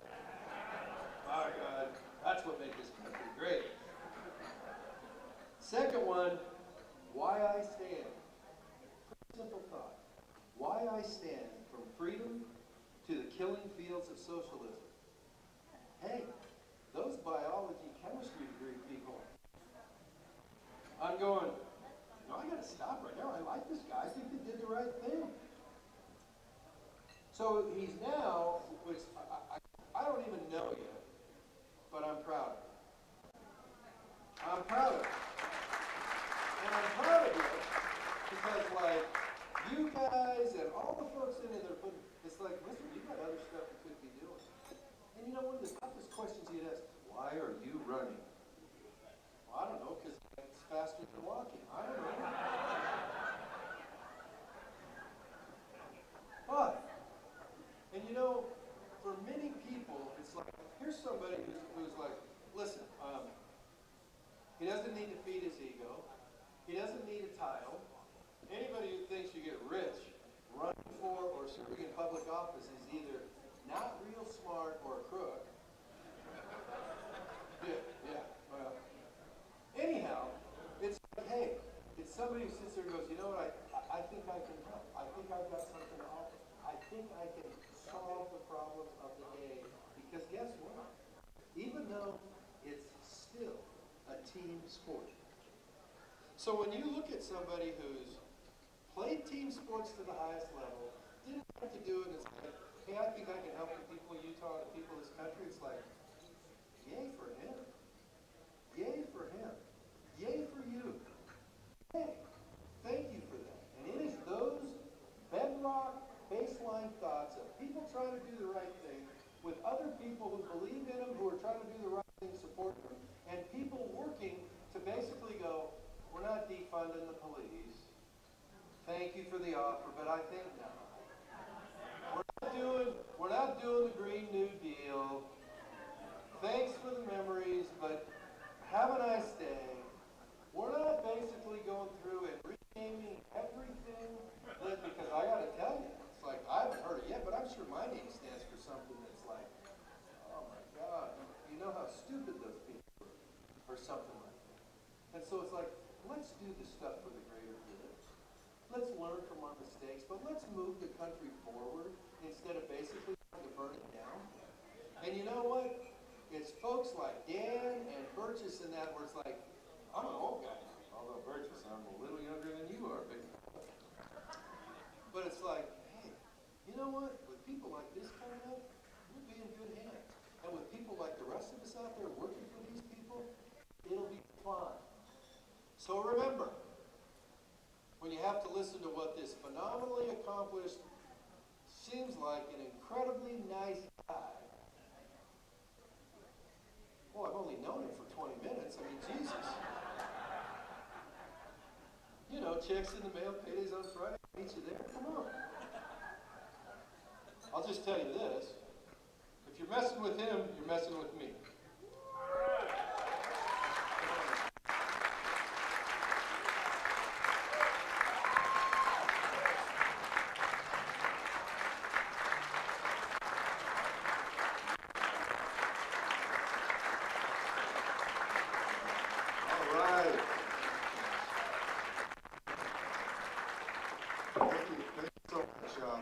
By the way, after that national anthem, I felt like saying, game on. Let's get started. Let's go for it. Wow. Thank you guys so very much. I first of all want to point out to my new friends here, Daryl and Dan. Dan, where's Dan up here? Daryl? Where's Daryl? Right here? Yes. Right here, yes. I've been kind of giving you the opportunity to wear my wing, take pictures. These two guys, if they were to wear it and walk away, I am not running after them. Just so you know. All right, thank you. Guys, thank you so much. Gosh, I want to give you guys a message that's really the all-American way. It's called hope. And I'm going to talk a little about history. There's a reason why history is they're trying to take away from us. Because once we know what we the people have done in the past, not only are we proud of our past, we appreciate our present, and we have a much greater vision for our future. And they understand that. And so, before I get started, I just want to say a couple things. Vince and Chelsea, Utah 4th District. Stand up, please, guys. This is what we do. This is what we do in Utah. We pay the price. So, thank you guys so much. I also want to thank Adam with Red Rock. We have such an awesome team. I mean, I tell you guys, I know this be with a lot of talented people. I played for 7 years with the NFL and 4 years at the University of Miami, a year in Miami. Good guys, we never won anything. We got the Raiders, just win, baby. Because it was all about the team. And we have an awesome team. So thank you, Adam, for what you guys are doing, seriously. Also, I've had a chance to meet some of the folks here at the work this phenomenal convention place. I want to thank the folks that work here, Bruce and Spencer, and kind of make sure I'm okay. And I appreciate that. And with Aaron, the guy that I met, Mike, that's great service here. And I have some other good friends. Brenda Flack is here, and Rick Harrison. Good buddy, about a year and a half ago, we hooked up. So I'm feeling right at home here in the body. I'm feeling really right at home, so thank you guys. Let me go ahead, oops. Let me go ahead and just kind of, I'm going to give you a background. I think history, when you understand it, you put it in context. First of all, you'll understand why I'm so proud to be an American. Why what I'm doing now is like taking my next breath of air. When Dave was up here to see his passion, because that's what we do as Americans. We're passionate about our freedom. We're passionate about our country, our future, our kids. We don't sit back and just take it. That's what we do. That's what we do. And I had a chance to be in the community. Last time I KKK, Jim Crow, segregation. My when I was going to a high school called Rickers High, Titans. Well, that was my story. It was 4 black football players going to an all-white school. And it was an interesting process because we had to become the prejudice of our fathers. But we got through it. Some of the guys that I did not get along with, didn't want us to be around, had fights with. Some of my best friends now on Facebook. Why? Because we grew up. That's what Americans do. We eventually found out that, you know what, not only do we kind of blow it when we were younger, but boy, if I had a chance to do it all over again, I would do it the same way. We are a country of second chances, period. And I'm going to talk about that a little bit later on because I want you guys to know, we've had a chance this last year to see who our 2 heroes are, frontline, those who are making things happen, whether it be healthcare, whether it be our police force, which they all have been under attack for a long time. And I think it's time, thank goodness, to start letting people know that small business owners have always been our front line. They have always been those who paid the price, quietly, taking risks, having a vision, bouncing back when they fail, and creating the biggest and most powerful middle class that we've ever seen in the history of our in the world. Why is that important? Because the middle class is what defines our culture. That's where you see things like service, love, patience, respect, vision, tenacity. And I tell you, you have a community that has a very large middle class. People come there, they don't know what it is they feel, but they just like what they feel. Because guess what the business owner does? Every day has to be a good day for that customer. He comes in with a bad day, it's still going to be a good day for that customer because we want them coming back, right? That's what's been under attack for a long, long time. I don't want to But let me just go back, give you a little bit of history to help you understand that this is a nation that is so unique because of the promise that's given to us, because of the freedom we have and the opportunity we have to be missionaries. We're a country built on Judeo-Christian values. The very first that began with pilgrims coming here, landing, before they got and go to shore, they put together something called the Mayflower Compact. That was the first covenant between God and man, saying, we will do your will if you bless us. Continue to be blessed as we do your will. It was a remarkable process, the first start of the rule of law, and no one has ever had that in no other country in history of mankind has done that way. So why is it that every single generation we look to be our better selves? Because we have at our very core a belief in God. No matter how we worship Him, we as a people know how to do it.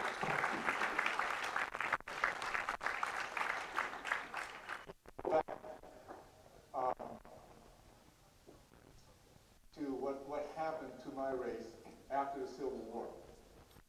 And it's kind of tough for us to understand this because we've never felt freedom. But just imagine never having an opportunity to reach your family, to know your family, hold on to it, and get food.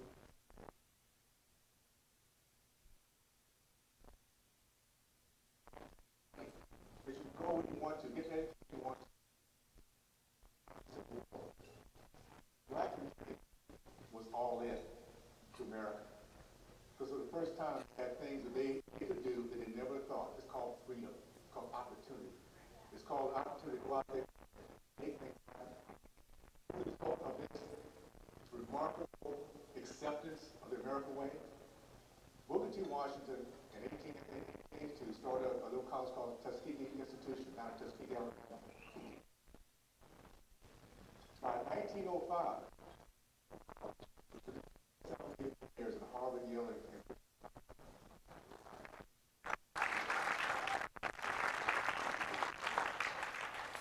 the first self-made female millionaire was Madam C. Walker in 1910.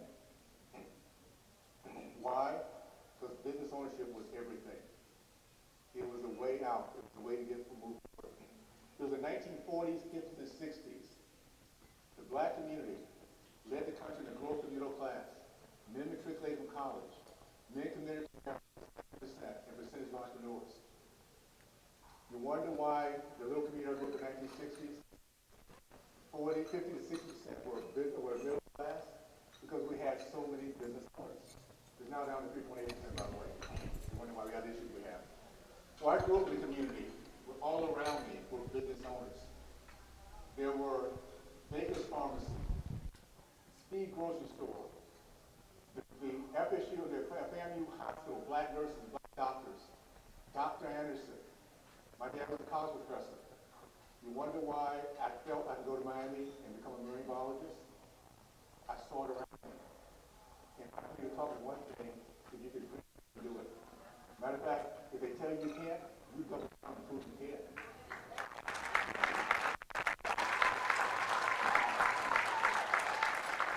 I tell you the American way is very simple. We don't demand respect, we command respect. It's called meritocracy.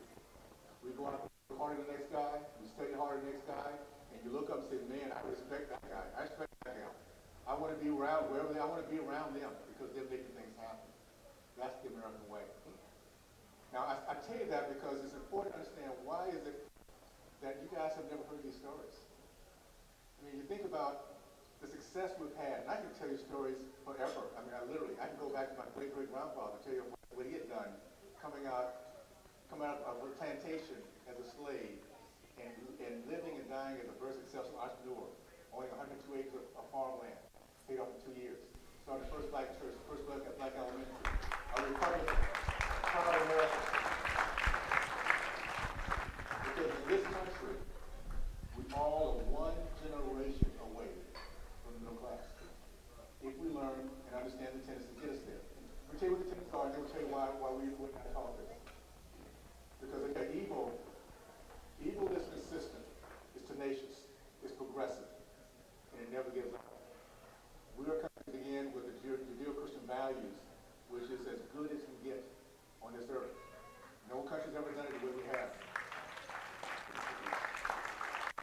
understand that if we're in a spiritual battle, we have to know evil is coming at us at all times.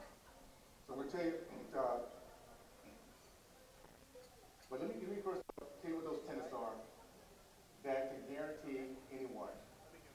And by the way, I'm going to do this. I'm going to talk about maybe 25 minutes. I think I've spent about 5 already. And then I want to ask a question. I love Q&A. So please, think about questions you have. Okay, as long as it's not about football, by the way. Let me tell you about football. I retired in 1983. They stopped paying me in 1983, so I stopped caring about football in 1983. So that's my football, all right? I'm the worst guy to ask who's going to the Super Bowl.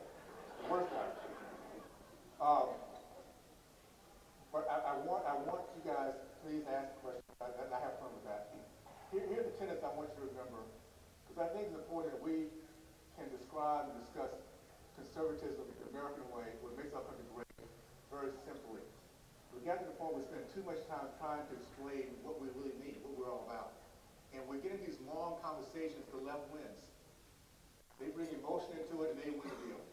Let me tell you something, 4 tenets taught to my community, like Oakland, Washington, that I saw live. I saw growing up in. I saw to understand what made my community such a great place to grow up in. My family is such an awesome family to be part of. And across our country, a community that was so proud of who they were, what they were doing. And then I'll tell you, we'll turn them around. We'll turn them upside down. You guys ready to learn what those 4 tenets are? I want to take your finger, because this is something you take to your kids 90 grand. Take your finger. Ready? Head, heart, hands, and home. Okay, let's see if you got it. Okay, let me tell you what that is. Head is education. Thomas Jefferson said, ignorant and free can never be. We are a country designed and inspired by genius, smart people, because they understood their history, understood their vision, they understood freedom. If we do not understand how to think, the left wins. We cannot read, the left wins. We become focused and pushed by emotion. If you wonder why right now, the state of California, this is 2017, has 75% of the black boys in the state of California cannot read and write. You know what I really appreciate? I heard, wow, that is so cool. Because we got to the point now where we're accepting it, blacks and white accepting, that's just the way these people are. You talk about the low expectation, the biggest of low expectation. When I can say that and no one thinks it's weird, we got a problem. When those young boys go up, cannot read, cannot have a conversation we're having right now, they turn on BET, Black Entertainment Television, they're told how bad our country is, how bad white people are, how bad, I mean, you go through the litany of stuff, how bad police are, you wonder why we're where we are today, guys? This is for 20 years they've been going at us. We have to teach our kids how to think, critical thinking. They have to ask those questions, why, and push themselves. We get that done, we'll get our country back. Heart is faith. This is a country that's so unique than others because we truly believe there's a God in heaven we have to some point be accounted for. We're a country that because we do believe that, we also say, you know what, second chance is something we should all have. Because we look back at our lives, and I don't know about you guys, but I said, I sure wish I could have done that differently. Man, college, University of Miami, by the way. Somebody asked me earlier, why did I send my kids to, why did I try to get to Utah? Well, I went to University of Miami, and I made a deal with my kids when they start coming out of high school that they can look at any college across the country as long as they start off the first year in Utah, because I wanted them to have a soft landing. Miami Party School was not a soft landing. I had to overcome a lot of stuff, man. Anyway, so faith is big. Let's always remember that, and that's why they continue to go after us. Industry, hands, that's industry. We're a country that's built on meritocracy. We're a country that cannot take 10 months for vacation and feel good about ourselves, like France. It drives us nuts. We want to go out and work. And we don't want to be dependent on somebody else. We want to look at ourselves in the mirror and say, this guy, that gal, is doing some things and bringing some merit to other people. And I'm producing something. And the minute we start getting into the leftist ideology, sitting back, welfare, sitting back and letting them take care of us, we lose our soul. We lose our who we're all about. We can't let that happen. Last but not least, family. This is something that's so important to me because I grew up with one idea basically. I'm so proud of my mom and dad. I made decisions based on the fact I do not want to do anything that will disappoint their name. I wanted my dad to be proud I carried his name. Old school. And so I made some good decisions along the way because I didn't want to be embarrassing my mom and dad. And also, one thing that Dad told me real early, that we were taught the respect of God, country, family, and women. Don't you even think about disrespecting mom. don't let it get close to your head. Because if you did, you got some problems with me. So respect is everything. And I think at the end of the day, we all understand that our family, our real legacy in life, no matter what we do, no matter how much we make, what position we have, is will our family be proud when it's all said and done, that they have that, that they have memories, that we went through tough times and came out of it, but we were taught within that home what America was really all about. Respect, work ethic, keep your word, being honest, all those kind of things, that we can do that. Why is it that these things are down around us, and why you guys not heard all these good things about our past? Well, very simply, they're not trying to steal our past. History is something you cannot steal, it's there. They're trying to hide it, so they have no idea, we have no idea what the future can bring for ourselves. That's what they're trying to do. What the Congress was saying earlier, we have to realize that when there's no God, which is what the left has, there's no shame. There's actually, they do anything and feel comfortable with it. And to change our history, to have us hating each other, which is what they're probably doing, to have us not believing in our country and our history, we lose hope. And I personally believe in the American people. I know my history. I know we have a God in heaven who loves us. This is his country. And as long as there's people willing to fight, we're going to be okay. And we're willing to fight. So,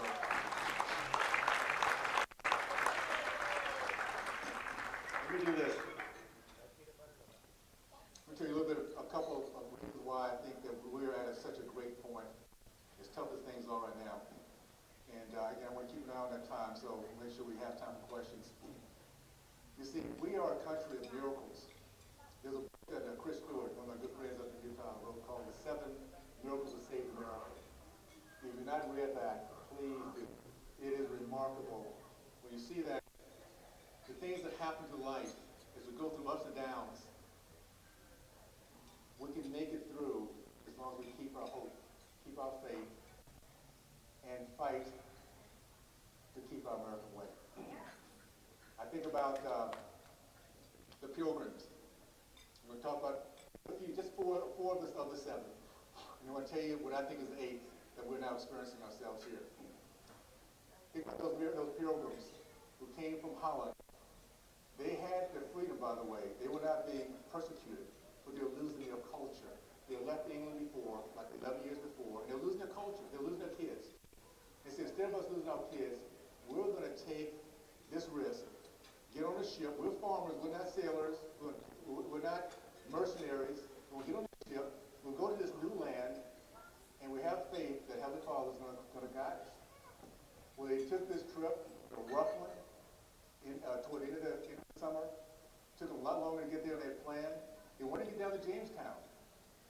Well, for some reason, the winds would not allow them to go that far south. They could not make it. So they kind of took that as a sign. Maybe we should be staying up here. Well, Plymouth Rock is the end of that. Being at Plymouth Rock and at Jamestown, it was the first place they can actually say, we can start a culture here. Because there's nobody else who owns this England, France, nobody owns this. We can begin anew. And they did that Mayflower Compact, and the rest is history. It was the beginning of a nation built on the covenant that we do good things happen to us. Then there was the Revolutionary War. Many miracles. We talk about Gettysburg. The one that brings to my attention is the Battle of New York. There are 35,000 English people coming in. English coming in on these 400 ships.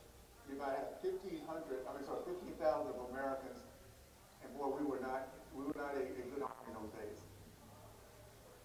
There's a chance that we could have lost everything if only they could have captured that group of Americans.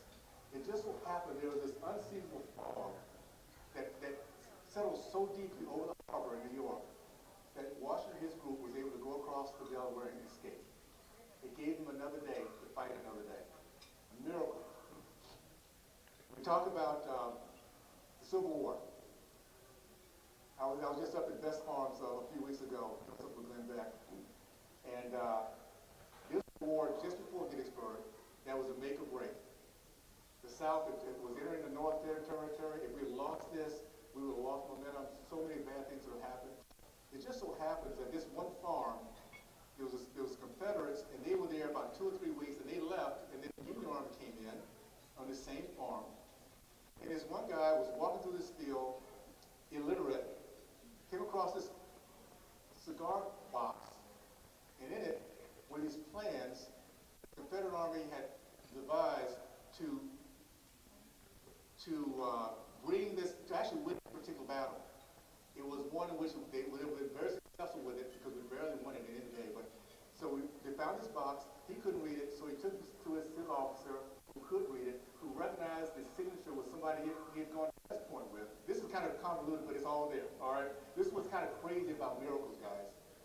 And they were able to, because they understood exactly the strategy that the Confederates were going to have against them to divide and conquer. They were able to win that battle. And that battle was the one before Gettysburg, and it was a battle that President Lincoln needed to have to confirm he needed to put together the Emancipation Proclamation. He was saying before that, give me a sign that this is the way we need to go. It's not just about winning our union, it's about winning our country and giving up this evil of slavery. So we started looking at those kind of things. Midway was another one. I won't get all the details, but it was one in which we came so close to losing, with just a miracle that came across. Happened to be the right thing for us. What is the miracle we're experiencing today? Very important. 2016, guys, I don't know about you guys, but it was a shocker. I remember exactly where I was. It felt like a football game, celebrating as each state came across. It's like another touchdown. It's crazy.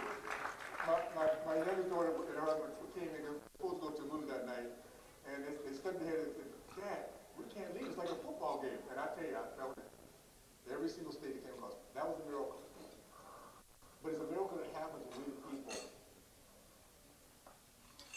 do the things we do best. We, the people, are those who do the right things at the right times for the right reasons. And collectively, we did not come together and say, you know what? President Trump, Candidate Trump, I really don't know. I'm asking questions. But we all decided we were getting right. Boy, did we put a shot on those other guys. I think the thing I regret, I really regret this, is I didn't put on CNN to see how beautiful they were. I'm sorry I missed that. Some of you guys did it. You were thinking ahead. You were visionaries. I was saying, man, I wish I could have done it. I was just so excited about seeing this. I was just too caught in to look to see how we were going through. That was a miracle. Because for the first time we have a president who loves our country, who's not part of the swamp. We love the North, we love the West. And you know how successful it is how devious they are to not stop. It's not even a matter of trying to convince us anymore, guys. They're just so all in to prove it to their base, to indoctrinate their base. They can care less about the rest of us. They're not trying to have these conversations. It's what happens when people are desperate. I was 6 or 7 years old when I had my experience with almost drowning. And believe me, when you're going under and you need air, no one else matters. I'll tell you, my poor cousins, boy, I was all over them. They were trying to save me. I had no idea they were trying to save me. I just looked at them way to air. That's what they're going through.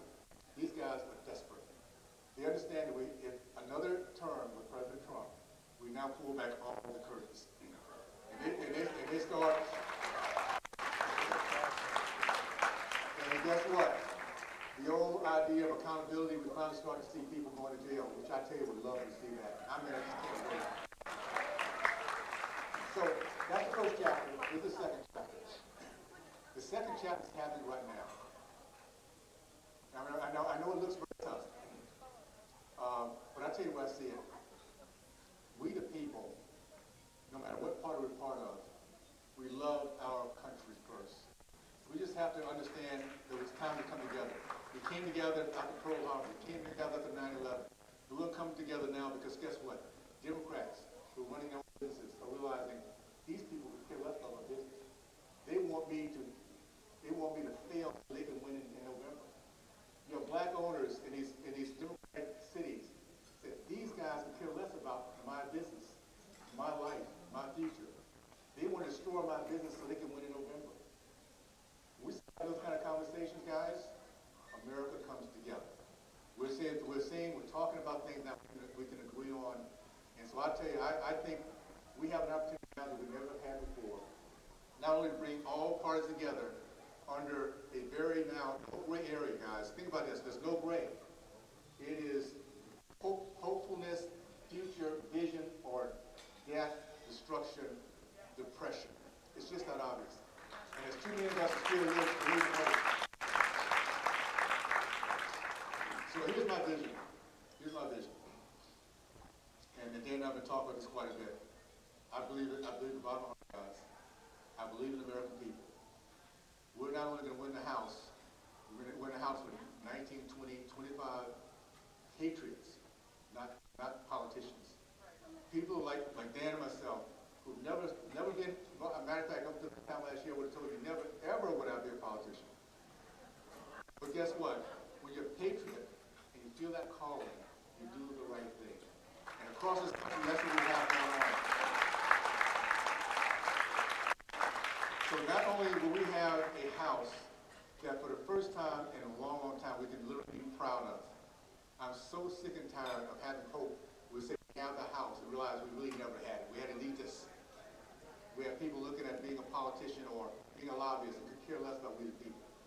We're going to have patriots who now know what love American leadership looks like. We have a president who's shown us how to do it the last 2 or 3 or 4 years. They've shown it. We see it. And we're coming to his age. Because of the way we come in, we're going to have a Senate with more backbone. Those who care about our country, because we got to make sure they understand what it looks like. And think about this, a president for the next 3 or 4 years, boy, that can really govern without his hands tied behind his back. Can you imagine that, what that would look like? You talk about a country and America will come back strong. This will be pretty awesome.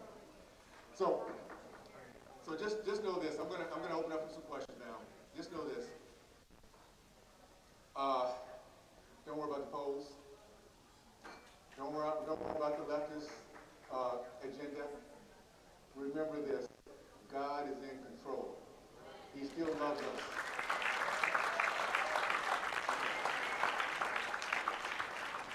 And guess what? He's always blessed us as long as we had most of his people looking to have his blessings. And we do. We still do. So keep hope, guys. Keep hope. Let's do this. This kind of, are we ready?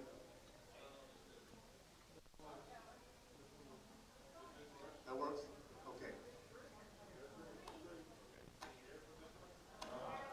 It works here. Okay. Let's do that. Let's do that. Okay. Yes, go ahead. And I'll repeat it. Go ahead. Yes.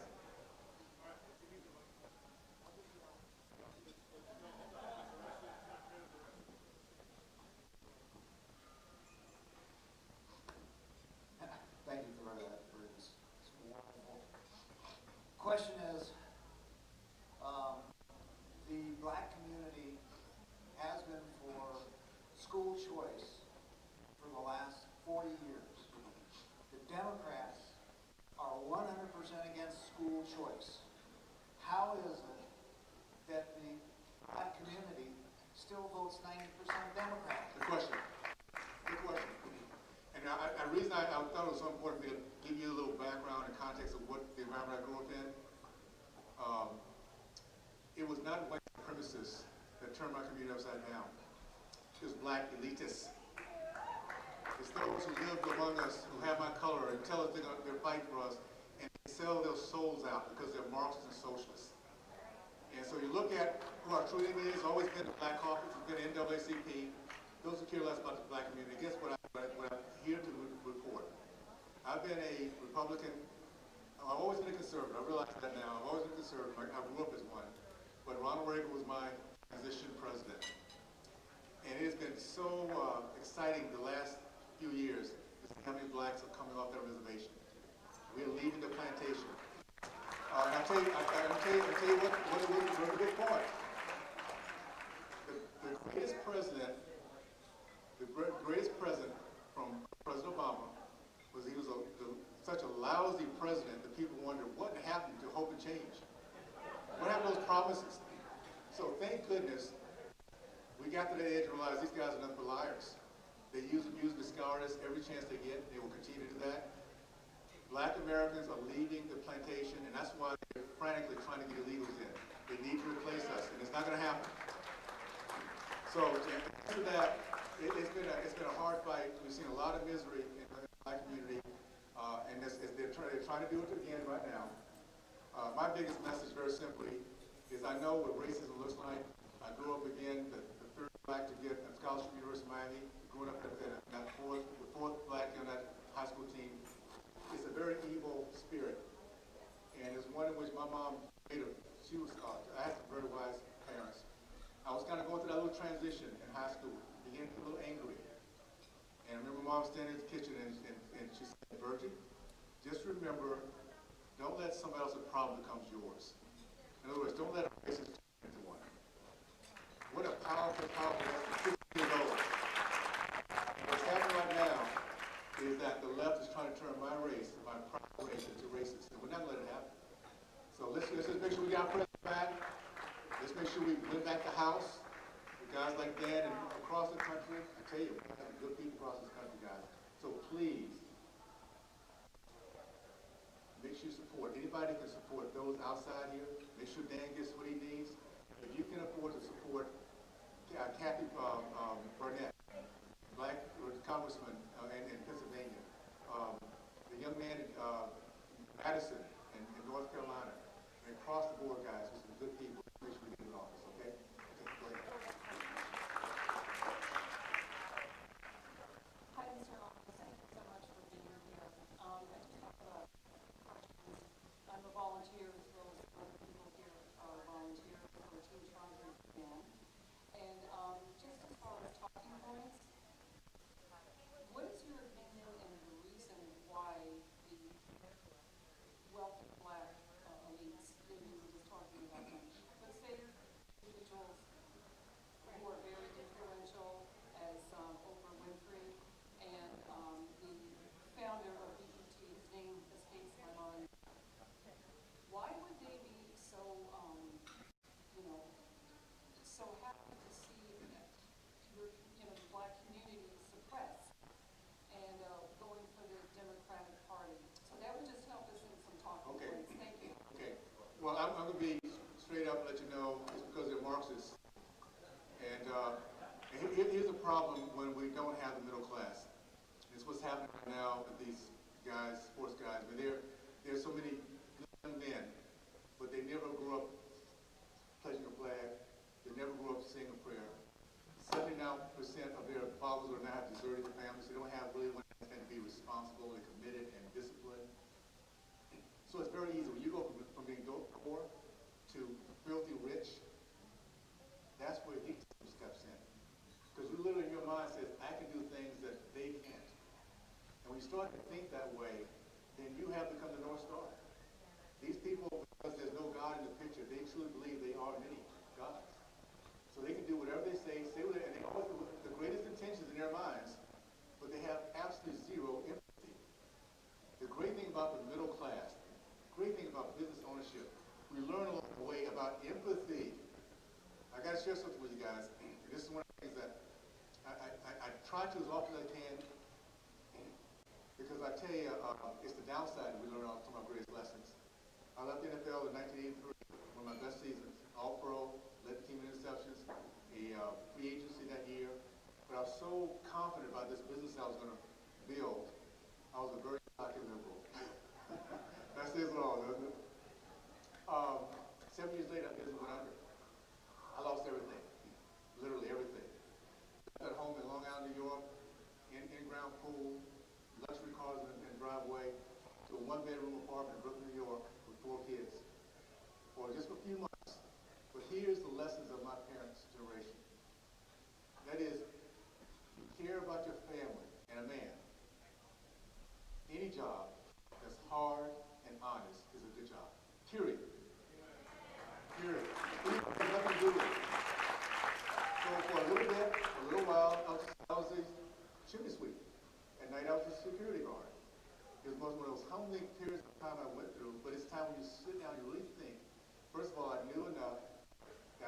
country that gave second chances. I also had this idea that somewhere in the future, somewhere, it's going to be for my good. I couldn't figure out how this was for my good, but somewhere it would be. And today I can tell these college kids and say, you know, you're so lucky you were an NFL player. I said, yeah, it was, but guess what? I was seriously about that. So if I can do it, you can do it. That's the message.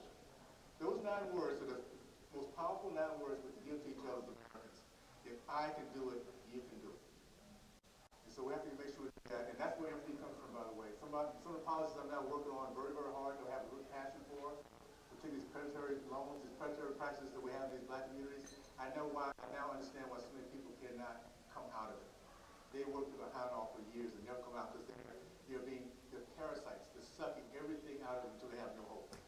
That needs to stop. If anybody says, I live in America, I can become middle class if I work my behind off, like educate myself, have faith, work hard, focus on my family, and do those things that will raise them up, I can become part of that middle class. And I can have my kids learn the same thing. Okay? Good evening, Mr. Owens, and thank you so much for being here and for your speech. It was very inspirational. I just had a quick question. If elected as House of Representatives, and my name is Austin Chan, second grade teacher for Ahern Elementary School. I'm here representing CCEA. If Donald Trump were to introduce a bill to help drain a swamp by creating term limits for senators and House of Representatives, would you support term limits? Absolutely. The good thing about never thinking about being a politician is you think differently than real politicians think. I've always said there's something wrong when people go into Congress and become wealthy. Or they come there and they don't hear us anymore because they're so confident they're going to make it happen. What is the great thing about this idea of empathy?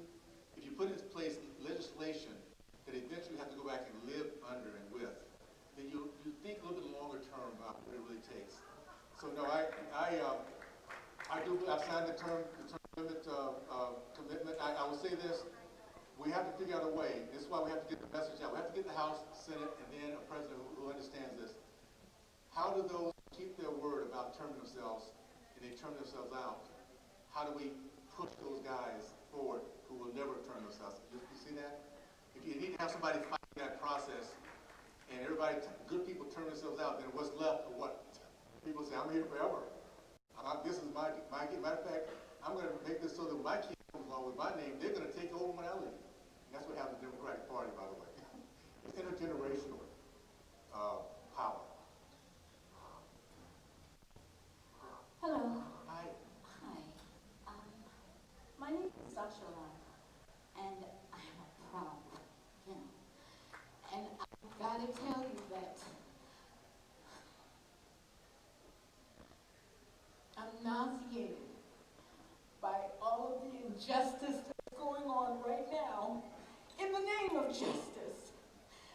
What happened to integrity, godly integrity, and good character, all people care about is being heard and their 15 seconds of fame. And I'm sorry, but I even texted and I said, please help me because I'm being attacked.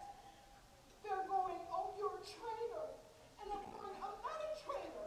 I believe in the president. I believe in what he's doing. We cover him in the name of Jesus because he's covered, he's surrounded by vipers. And I cover this man, Dan. I cover Sam. I believe in their beliefs. I believe in this country. What happened to character and integrity? What's wrong with I don't know how to battle that, and I'm black, and they're saying, oh, well, you're really white. I've not gone to this all my life. Help me, please, because people need to wake up. Thank you, Sasha. Again, 2 points to be made. My high school year, 60 years old, one of 4 blacks, we had this bully, Larry. And Larry was older, stronger, he was a linebacker, and I was a running back, and every single play he tried to hurt me. And I didn't know how to deal with this guy. So I said, Dad, so what was that? I said, Bertie, this is how you deal with Larry. You get the football, you run to the line, you find Larry, and you run it as fast as you can, hit him as hard as you can. Now, I have to understand, When I would look for Larry in the past, I'll go the other way. I was not running toward him. That's how you deal with bullies, though. Not only do you get their respect, but you get your own respect because you realize you're going after them. We're dealing with cowards and bullies, and we have for a long time. What we're now dealing with, guys, is understanding that our education system has been under attack for decades. These Marxists and socialists who are bullies and cowards, they love their tenure, they love their prestige, they love their guaranteed income. We send our kids to go to school there, become great Americans, to understand our system of free market and to build our name bigger. And they come out as little Marxists. They've been going at us for a long time. What I love about what's happening right now, we're going to change that. First of all, President Trump has just recently said we need to really look at these tax benefits these colleges get. If they're sending us a failed product, why should we keep paying them? I tell you, our kids, you don't know how many parents I know that have worked really hard to become successful, to send their kids because they always thought to give them a good education, come back, they don't recognize their child. They're angry at not only the world, their country, they're angry at the parents. All of a sudden, they are privileged. But here's the deal. How about we bring the idea of meritocracy into the educational system? This is one of my top priorities. My dad was a college professor, so I get what it is to love education. I could see that was he told me light coming in his eyes when he saw his students learning. What if we say, guys, we want transparency. We want to know not only how much debt these kids are coming out with, what opportunity, what kind of jobs, and if those jobs get in there, if those degrees get in the jobs, if it's not, we're going to take our money back. If you cannot put together a curriculum that says our kids here are the best in the world versus having bringing people from China and England, we're going to pull our money back. One thing about elitists, they care about their money and their power. You take that away from them, put in the free market. I don't care about a Harvard year. I don't care about the name of the degree. I just want my kids successful. I want them making a good income. I want them to have bigger dreams. If you want to start a business, you know they can do a business and make it happen. So that's one of the things this freshman team is going to do, guys. We're going to make sure our education is educating our kids about our future, our culture, our country, and they're proud when they come out, not disappointed and not angry at us. We're going to make sure we take care of things like balanced budget, which they will never want to take care of. It's always an issue for them. We're going to take care of things like Social Security, which they never want to take care of because they want it as an issue. DACA. They want people always miserable. It gives them power. And all they have to do is look again at the trajectory of my race, that great race that many people have never heard about. See where we are today, where the worst of everything that's going on is in the urban black communities, where people have no hope, can't protect themselves, no jobs, no education, and they get angry and angry. And of course, what's interesting, how good these people are. As they're causing the pain, they point at somebody else as being the problem. They have no shame. Amazing. So we're going to take care of that. It's going to takes a while, but we're now going to take care of these colleges. If they want to pay their Marxist teachers to do that, they'll do it out of their own endowment, $40, $50 billion endowment. Don't take it out on down. So that's what we're going to do, and give our kids an option. Okay. Mr. Owens, last question. Okay. I'd like to keep it on education. It's slightly different from what you're talking about. I happened to watch something on TV not too long ago, and it was a documentary on what happens with particularly black football players who go to college, become injured, are injured the rest of their life, become injured so that they can no longer play, don't get an education because while they can play, their whole goal, the school's goal is for them to be in sports.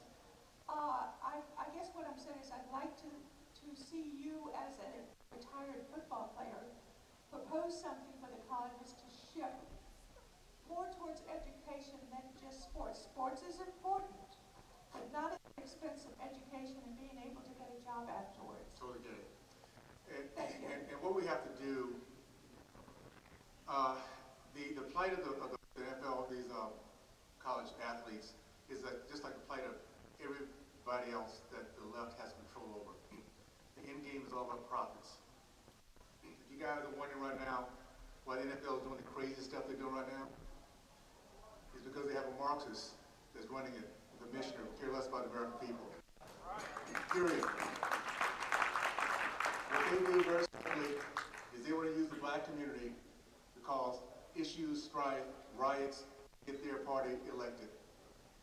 And at the end of the day, I tell you what, Commissioner Godell would be in a lot of trouble if President Trump stays in office and stays in China. They just signed a contract, just a little insight, because I don't want to get back to that point. He signed a contract for $400 billion. What's interesting about that contract, 90% is incentive. So they're $14 billion in revenue now. They have to get to $7 billion, that's his goal within 5 to 7 years. They don't do that in America, guys. They go to where there's 1 billion customers instead of 300 million. They go to places like England. I mean, this is a globalist ideology that whatever it takes to get money will make it happen. If we have to destroy the NFL brand because we can put in Marxists like Kaepernick as the marquee guy and more attraction in China, hey, we'll do it. If we have to put together a black national anthem, which is nothing but a racist division of our nation, people not liking white people, because the idea of division is not American way. And I'll tell you, the guys who built that great industry would be so disappointed. So disappointed that we allowed that to happen. Because it's all about our country, it's all about unity. It's always about coming together. And we do it the best of any nation when we're under attack. So here's the deal. We now know we're under attack, right? We get it. Let's have a conversation with our independent friends. I'll say, how do we deal with our independent friends? Well, first of all, we have to be engaged ourselves. We have to be truly engaged wherever we can. With our independent friends, let's just educate them. Let's be the guy. He's going in the wrong direction, pull back. Right? Good guy, good girl, and show them how it works. And then when our friends, just be patient. Let life show them what their leadership looks like. Let life just you work, you risk, and you raise your kids and just hope the best, and you see how they're destroyed. That life will let them say there's something wrong with these guys. It'll come our way. I have so much faith again, and we'll wrap up with this.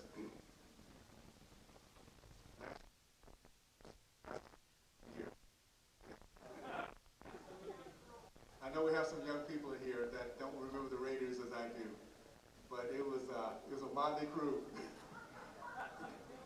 It was a place that every player wanted to be with because not only did they win, but they had so much fun, just being nuts and crazy. It was a place that players were too old, too rambunctious, too rowdy, too whatever. For most of the NFL, it was just for the Al Davis Raiders. Because Al had this philosophy. It was the American dream philosophy. It was all about meritocracy. So you might have issues elsewhere. This culture, you come here, you produce, you give to our team, and once a Raider, always a Raider. You come here, and you have a chance to really make big things happen. It's the American dream. That's what we're all about. Your country is so much. We're such a diverse nation in so many different ways. But we also understand this: we're together to the end of the day, pass a greater future to our kids than we have. To pass on a more inclusive, a more prosperous society than we were, a more educated people than we were. That's who we do. That's the vision of America. I tell you what we're going to do. I'm going to say it in 3 words. We just win, baby. We'll get this thing done with. Thanks a lot, guys. Appreciate it.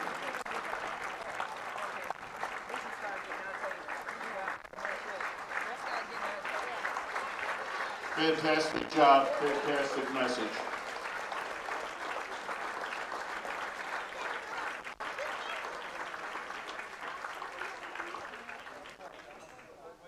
So I'd like the elected officials and the folks running just to stand one more time. Everybody that's running for office and is elected that's still here, this is our future, folks.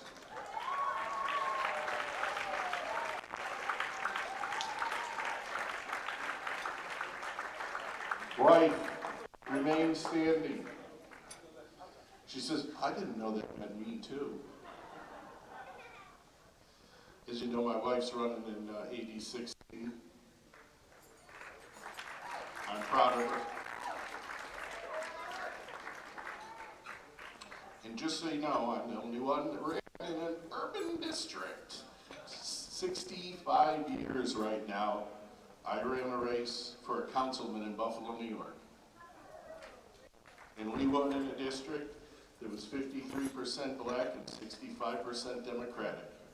So her district's only 50% Democratic, so we got a 13-point edge. You know, I'm not going to have any more remarks. Obviously, we're running over a little bit. Burgess, fantastic message. Congressman, you're funny as always. Only one little swear word. That was phenomenal. It's a new record for the congressman if you've ever heard him speak. So, you're the leaders, you're the future. Okay? Every one of you. We're dependent on you. Michael, we're going to work hard with you. Michael Jack, Michael Candanesi, Lee Hoffman, we're going to join with Carson. We're going to offer a pathway for the state, the counties to work together. Okay, we're going to provide some leadership as we're doing. We're driving Linda, Lynn, Andrew, our board, Lois. Okay, we fight for you. You know, I took this over 3.5 years ago. I met with Dave McKeon early on. We were $20,000 in debt 3.5 years ago. Now look. Look at this. We had to beg the Italian American Club to bank on us that we could sell seats. And, you know, by Monday we had 110 tickets, and by Saturday when we had the event, we had 300 tickets. So, you know, that got us out of debt, that got us on our way. So we're building some offices. You know, we got our second office. We're going to be, we got some great candidates, obviously, as you just saw, that stood up. So, you know, we start out, by the way, with a 12-10 majority in the assembly. So there's 20 races to be decided, but there's 12. Annie's here? Where's Annie? We didn't mention her. Did you wave? Yep. There's our new assemblywoman. Where's Annie behind? I don't see her. Okay, there she is, way back there hiding. So anyways, Annie just won her assembly, well, she will win her assembly race because she's the only one on the ticket for November. But we start out with a 12-10 advantage. So all we gotta do is win 6 or 7 seats, which we can do. Take back the House, Burgess wins, retire the current speaker, who's absolutely disgusting. Okay, I think we all agree on that. We get Jim Marchant and Dan to win. We get Burgess to win. Mark will win, no problem. We take back the House, we hold the Senate, and then President Trump's got 4 years to clean this up. Thank you all again. We look forward to your support. You're all the leaders. All right, thanks a lot for being here. You gotta get out. Thank you.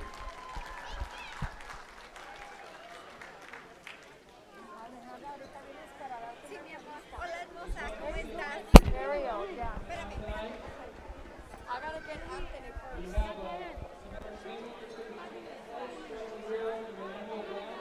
Can you give us $32 pickup. 5 minutes? Okay. Thank you. It's my bedtime. You just gotta hold this. Right back. Okay. You want me to take that with me? I got it.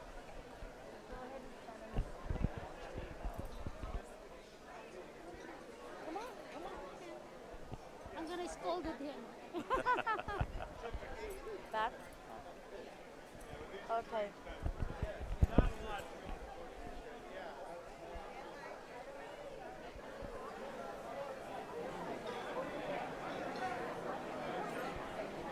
Well, welcome to Rosemary TV and Arielle. Yes. Are we having a good time? This has been a great night, and it's all about loving our country and making sure that conservative values continue in the United States of America. What do you think about this? No one wears masks. What's going on? What's that? Why no one is wearing masks? Why only us? Well, I think people feel safe. Okay. Sometimes it's okay to wear a mask, but we're all here. We're all people that love our country, and we feel safe among ourselves. And a lot of people don't want to wear a mask, but if you want to wear a mask, you should, absolutely. So that's what this country's about, is it's individual freedom. You decide whether you want to wear a mask or not, and either way, we respect everybody. So we had 220 people here today. It was an awesome event. So congratulations. Yes, we heard you became the pro tem mayor Thank you. of Nevada, and that is wonderful. We're all excited for you. Thank you. I can't even talk with this mask, but Thank you, I want to congratulate you. We So had a much. feeling that you were going to be appointed the next pro tem mayor of Nevada by our mayor, Carolyn Goodman, which we love very much. We Hi. love Anthony better. We want to say hello to Carolyn Goodman as well. Hi, Mayor.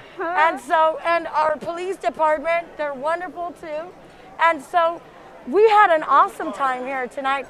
Lots of candidates, a lot of government officials. And we're happy for you. And we are very happy for you. Congratulations. Thank you. We're glad Thank you had a good time. Bedtime. And you had time to stop and give us a few words. Well, you two are great Americans, and I love both of you. And the one thing we need to make sure we do is we support our law enforcement officers, and we support our police departments. They're under siege right now. I know. I want to fight for it. And we're going to fight for it, and I That's appreciate right. both of you doing that. I can help that. We Thank can do you. fundraising too. That's right. Thank you I very support my police department. Awesome. Yes. You guys, Thank you. You guys have a great night. Thank you you very much. Thank you so much. Bye-bye. Bye. Okay, bye-bye. Okay, well, you heard it. That's That our loving councilman, a pro tem mayor here in Las Vegas, no other than He's a pro tem mayor now. And so we were able to get a quick interview from him. And we're going to bring some more candidates for you so you can hear them. And we're going to ask them actually what they're running for and why. We have a few of them out here. We're gonna get and Owens. I don't know. Hold we can go get some. Of course, after a dinner like this, how was the food? Did you like the food? Yes, it's the excellent food was food. awesome. It was a great dinner, a great dessert, and a great coffee. Actually, this is a wonderful place, and it's time for them to mingle. It's time for them to talk to each other and get reunited. So as you can I see, need to get Owen Borgens. actually, as you can see, not everyone is wearing a mask, and as Anthony said, it's American freedom. it is American everybody freedom. can wear It's up to you whether you want to wear a mask or you don't want to wear a mask. Of course, most of these people, they trust and believe in God as well. And because of their faith, sometimes they just don't believe. And they support God, they love God. And so they pray all the time. So, this is one of the wonderful things that we have here. Move a little bit. Hi, We're how gonna are bring you? this our friend. And who is this? Stephen. Sergeant. Hi. He's a sergeant at arms and he speaks Tagalog. Sergeant Gusto of Tagalog. arms. ¿Cómo está? Did you bring your gun today? No. So what do you think about this today? Yeah. It was actually very good. Awesome. I like the speaker. Very elegant. You did a good job today. No one is not behaving. I had a good crew. I will be back. They kept me out of trouble. Awesome. I like that. Thank you so much. Thank I you. enjoy here too tonight. I'm waiting for Mr. Burgess. I don't know how I can get him. Everybody wants him. Maybe someone can grab him because I know they're going to start the show there. And I just want to grab him quickly. Where is Mike? Alejandra. I told Mike to grab him. There he is. That one good.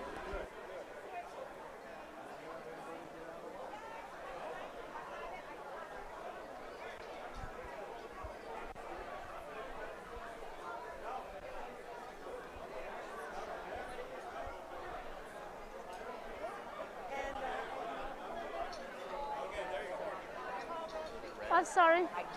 I need to get Mr. Burgess Owens. Are you running for anything? No. You want to Yeah, can you please tell him before the music starts? I need him. talk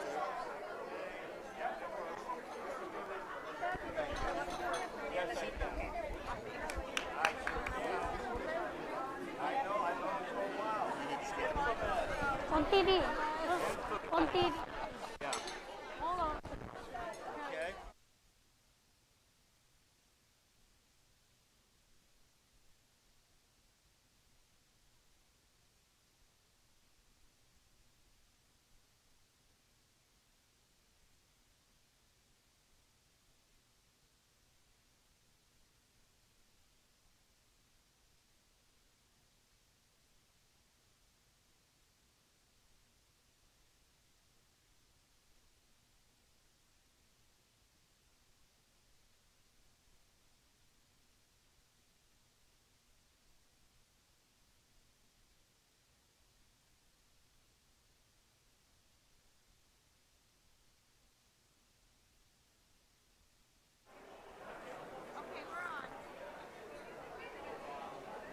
Once again, this is Arielle Network. I just want to say thank you to my partner and technical director, no other than Angel. I love you, Angel. And also, I want to say thank you to Rosemary TV. And of course, the CCRP, no other than Mike. Okay. And so we I'm have still Linda coming for her interview. I'm trying to get Burgess And, here. Oh, this is my lovely friend. Sorry. Here you go. Here you go. And Arielle Network. So we are live, and how was the event today? How did it turn out for you? We are very pleased. Okay. Obviously, we chose the right speaker. He was very invigorating. People are excited, and his message was very positive. So that's what we need to hear now. It's what Republicans need to hear. That's awesome. You did a good job, by the way. Thank you very much. For speaking there. We still have to get together to do the fundraising. Yes, we do.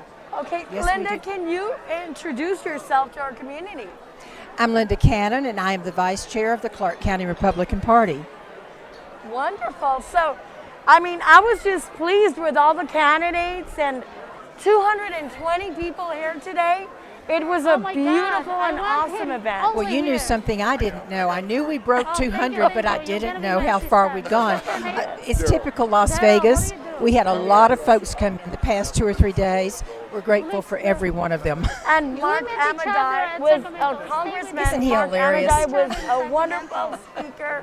I had a blast just listening to him. He's always fun. And it's the first time I meet him, actually. Oh, really? Yes, and so it was just wonderful. Well, thank you so much. Thank you. And you did a wonderful job today. Thank you. We appreciate your coverage. We appreciate your being here. Thank you. Have a good week. You too. Hold on a second. Let me go. Thanks. You're welcome. Are we ready? Thank you, Okay. Miss Linda. We'll talk. I would like to. Okay, we'll sit down. Because we've got My son did music. Yes. Awesome. Look. Thank you so much. That was a great question. I love your passion. You got to keep it. And don't worry about what they say. That's right. I think I'm not gonna let him hold it.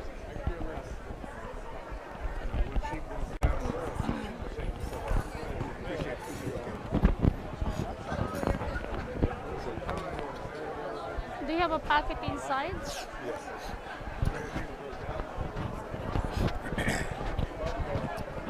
Right here.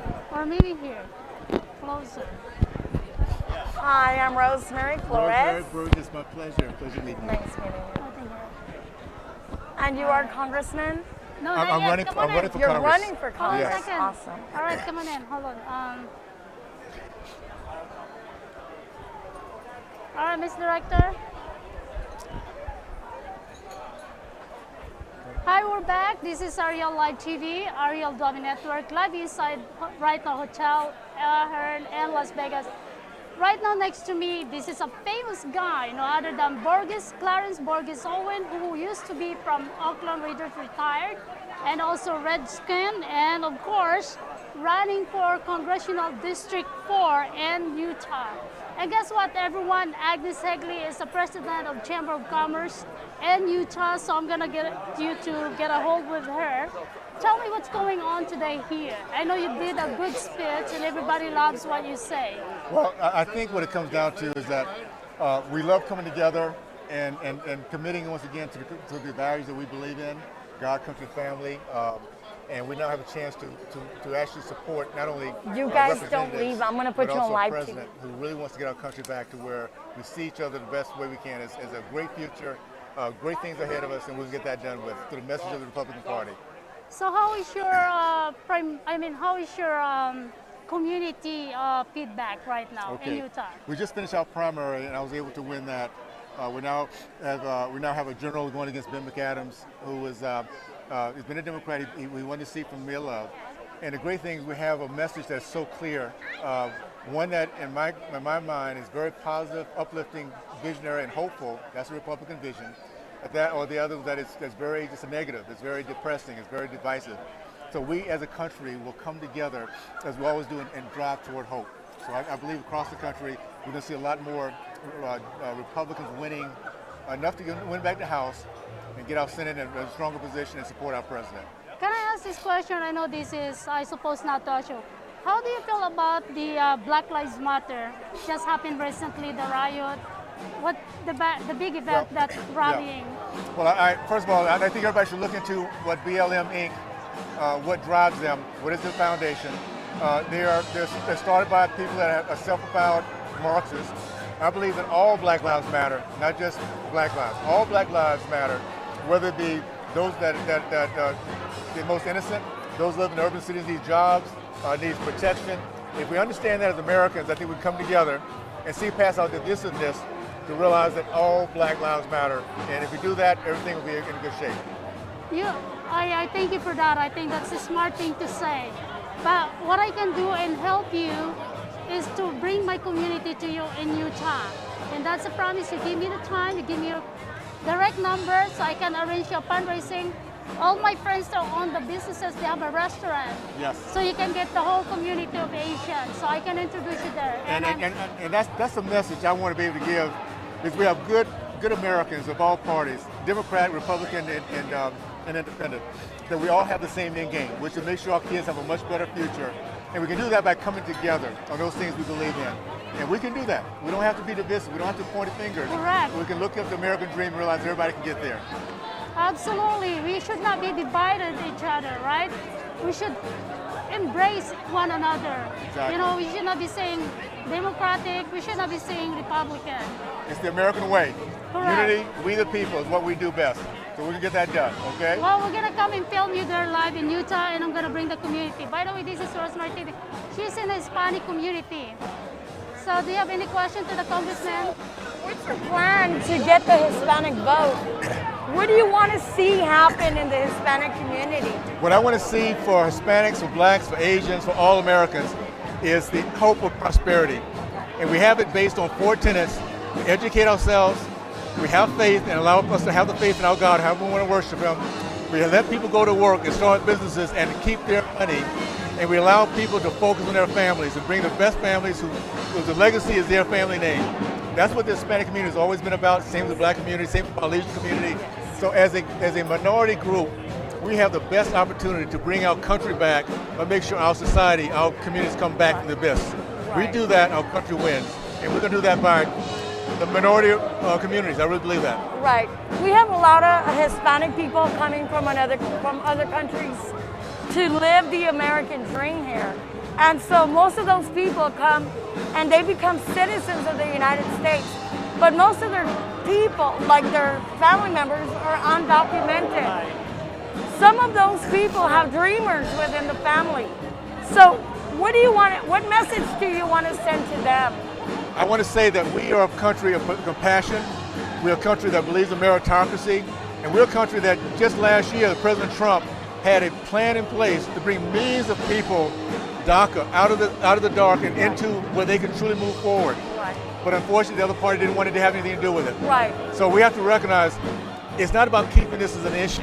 Let's resolve it. Let's get people together, the best, so everybody feels that it's the right thing, and those in those communities can move forward knowing they can live the American dream without it coming down on them later on in some fashion. We just That want is to say awesome. thank you. Yeah. Thank you very much Thank for you so I just want to much. say thank you We're to your gonna do it. gorgeous. We'll get there. And let's have some selfie time. Yeah, Oh, let's yes, have let's a selfie time. selfie time. Okay. Hold on. There we go. There's that face behind the mask. Wait a minute. Okay. That's great, guys. Thank you so much. We're going to Nice get this meeting thing you. done. We'll get it done. Yes. Okay. Give me your number so I can, the Yes. president of the chamber and also the Filipino community. Let's do an Agnes interview. Hegley. Come on. I think you know her. You and Gary. Agnes Hegley. Oh, okay. Okay. Saint Lillian yeah. Burgess. They own the restaurant, so I can do fundraising for you there. Okay. So Is we this just in Utah? Is it? Utah. Okay. Yes. Catch up. I stay there Excuse me.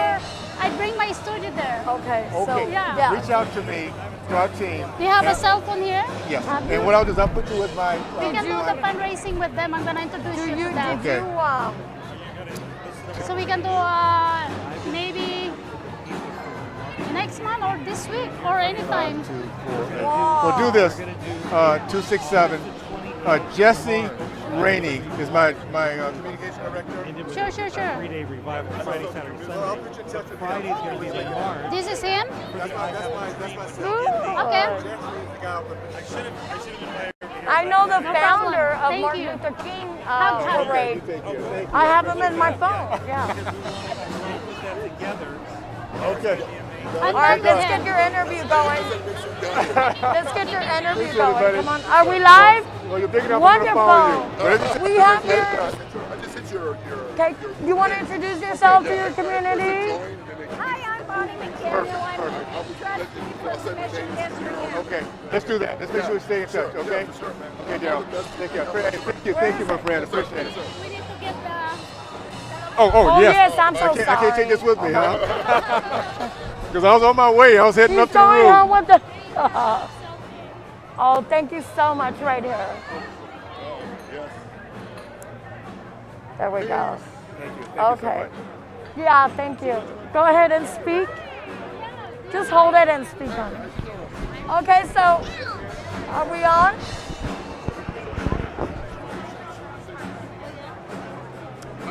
Hi, okay, so welcome back to Rosemary TV. And we have a wonderful person right here. What is your name?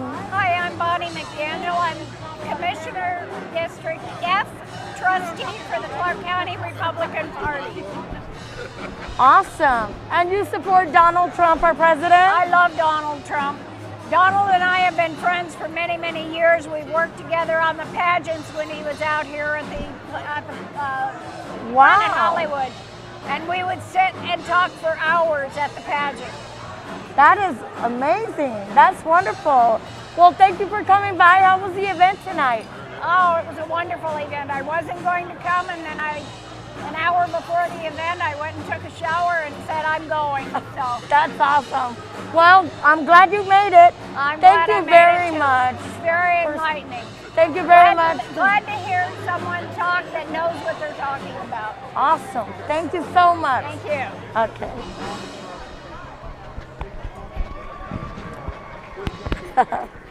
Well, you've heard it. She did work with our president, Donald Trump. They did the pageants together here in Nevada.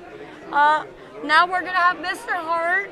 He's going to tell us a little bit about the projects and the event.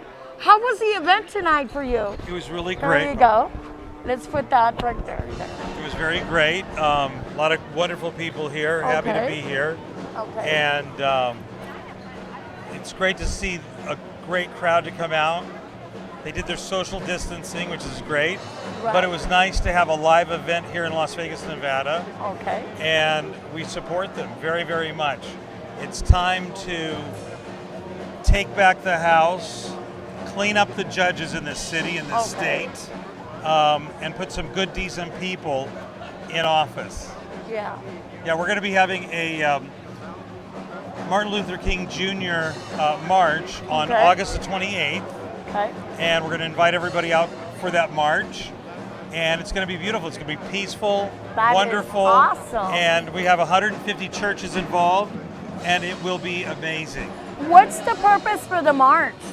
Well, it's the I Have a Dream anniversary from Martin Luther King Jr. And we do want to let the community know that Martin Luther King was Republican. Absolutely, very conservative. Very conservative. He was a Baptist preacher. My family knew him. My mother played organ for Mahalia Jackson. Wow. And they were there when he did the I Have a Dream speech. Of course, I was a little baby then, but they were there in Washington, D.C. And as you know, my mom and dad had a 5,000-member church in Detroit, Michigan. Wow. So they were big supporters, and it was amazing. Yeah. That is wonderful. Well, thank you very much. Thank you, and you do a great job in the community. Thank Congratulations on all your promotions. Thank you. And you're running, I understand. We'll be running next term. Okay, next We will term. be running. Well, you have our full support. Thank so you let you us so know whatever much. you need. Sure. Absolutely. Thank you so much. Thank you, Rosemary. Well, you guys heard Mr. Gary Hart, and actually, this is Gary Hart from Heartland Mansion, which we miss the mansion very much. Opening up a new place called the Heartland Supper Club. Oh, wow, And that is amazing. We're going to be doing a lot of great things, tailgate parties for the stadium. We've got a lot of great things cooking downtown. And I've got some partners. We're going to be putting in a skydiving machine downtown. Awesome. And That is we have a awesome. lot of exciting things going on. That's wonderful. So we're I'm blessed glad and to highly hear that. favored, yeah. Yes, and you have all my prayers and my Thank you support so as well. much. Thank you very much Thank you. for coming We're by honored. tonight. Good to see you. Thank you. Okay. So, okay, so anyways, guys, we had an amazing time. 220 people came out tonight.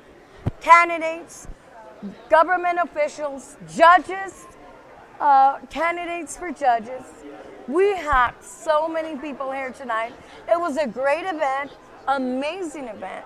And we still have a few candidates to speak to that are here tonight. And we want to ask them how they spent their evening, actually. So there is one more. I have to go look. Did you, actually, here, let me, you are here, introduce yourself. Why don't you be a co-host or host later? You ready to put something in? Yes. Just hold it like this? Yes. Okay. There you go. I gotta go get someone. All right. You gotta raise up, huh? Excuse me. Hello. Oh, it was very good. I was very blessed to come. Hold on for a second. Awesome. Did you enjoy? Alejandra, You're no so more. tall. You gotta Are you come a with football player? Are you a basketball I played player? professional basketball. Wow, which one? I got kept by the Pacers, Indiana Pacers, back in How many years? 1986. Really? Yeah, then I went back overseas to Europe. What did you do to Europe? Played basketball. Yeah, so Wow. I've been How there tall about are you? 6'7". So you are retired now. Yes, I'm done. I have a business with a partner of mine out of Phoenix, Arizona. We deal with commodities, crude oil, and gold and other commodities. You need to talk to me because I have a business for you today. Okay. After we shut up and we can talk. Okay. Yeah. Okay. Yeah, great. So guys, once again, Arielle is a professional international basketball player. What team? I got cut by the Indiana Pacers and tried out with them. And I was kind of a no-name, but because of my play, it caught the eyes of a lot of the NBA, those in the elite form that have the yes and the no answers. And so I was there for a little bit, and then after that, when I got cut, I went back overseas to Europe, and I finished out about the age of 36 when God called me home. He told me to come home. I got work for you to do. And I there came you home. go. You're still 36, right? I'm actually 58 right now. I'm 35 forever. Okay, stay 58, I stay 35. Good idea, right, sis? I stay 35, he stay 58. That's okay. I don't look 58, so don't get it twisted. No. But anyway, we had a great time here at the Ahern Hotel here in Las Vegas. Dave, come here, Dave. Dave, come here. Last one. We're gonna go say goodbye. Here's the man of the steel. Thank you so much for announcing our name. Thank you for covering it. Yeah, you're welcome. You're special to me. That's why me and Angel and the team. did it for you because you're special. Thank you. Yes, he is. Thank you so much. Great You did guy. a good job. You did a good Great job. guy. Yeah, it was great. Beautiful. I appreciate it. I'm gonna give him his own show now. And then we have Lieutenant Colonel West coming Oh, wow. September Oh, wow. 28th here for Wow. a big Beautiful. rally 5 weeks before the election. Beautiful. We're going Wow. to fill the whole place. We're going to have all the candidates here. Wow. We're going to have Lieutenant Colonel West delivering his Wow. message of inspiration. Oh, I asked them that'd to be great. put a big screen TV. That's what I asked them. They said it's a good idea. Okay. I We'll like work him. on that Colonel next West time. is good. Colonel, I got him on my Facebook. He's excellent. Yep. Excellent. Wow, Yeah, he's excellent. awesome. So that's our next event, Yeah. our next big event. Good. Awesome. September 28th. I remember We're that. gonna be part of CCRP now. Oh, yes. We're gonna I'm be here. owning the media. I'm here. I've been here 2 years now, so the Lord's got me My on. wife's ready. Got me all All right, sanctified thank in you here. so much. Thank you. You look beautiful today. Come here. She looks so beautiful. You look so different. Hola, ¿cómo estás? This is a wife. This is a wife of Dave. Ah. So pretty. Did you see our picture? I sent it today. Oh, thank you. Yeah. But thank you so much. You guys did a good job. Yes. You and your Beautiful. husband. Yeah, really good. Thank you. All right. Really good. So now you're gonna have your own show, right? One of these days, maybe I might come to live TV. Rosemary, do you have another show? Okay, here. There you go. Andy and Daryl are gonna talk. Thank you very much. Thank you so much. Hi, come on, Daryl. come Okay, so now we're bringing up Alejandra Sajdak. Alejandra? Go ahead and talk in there. Hola, buenas tardes. Mi nombre es Alejandra Sajdak. Soy asambleísta del Distrito 16. Buenas tardes y bienvenidos. Bueno, hoy el evento de Lincoln, la cena para Lincoln Day, ¿cómo te sentiste hoy en esta cena tan magnífica donde hubo 220 personas? Excelente y muy feliz porque participamos a este evento para nuestro presidente Trump, que lo apoyamos. ¡Wow! Y todos están contentos, felices de estar aquí hoy y por supuesto que te está lanzando para el Distrito 16. Felicidades. Gracias. Y ya te vimos en Telemundo. Gracias. ¡Wow! Su primera entrevista en Telemundo. Gracias. Y queremos a la comunidad hispana que la conozcan. Alejandra Hola, muy buenas Sajdak, tardes. Mi nombre es Alejandra Sajdak. esposa de Dave Sajdak, es el chairman del Clark County Republican Party.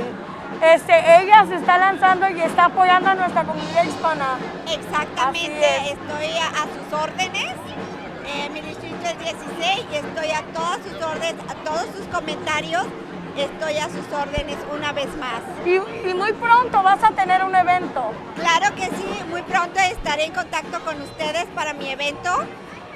Voy a hacer un evento mexicano, donde va a haber tacos, sopes, algo más de americano y mexicano, y serán bienvenidos.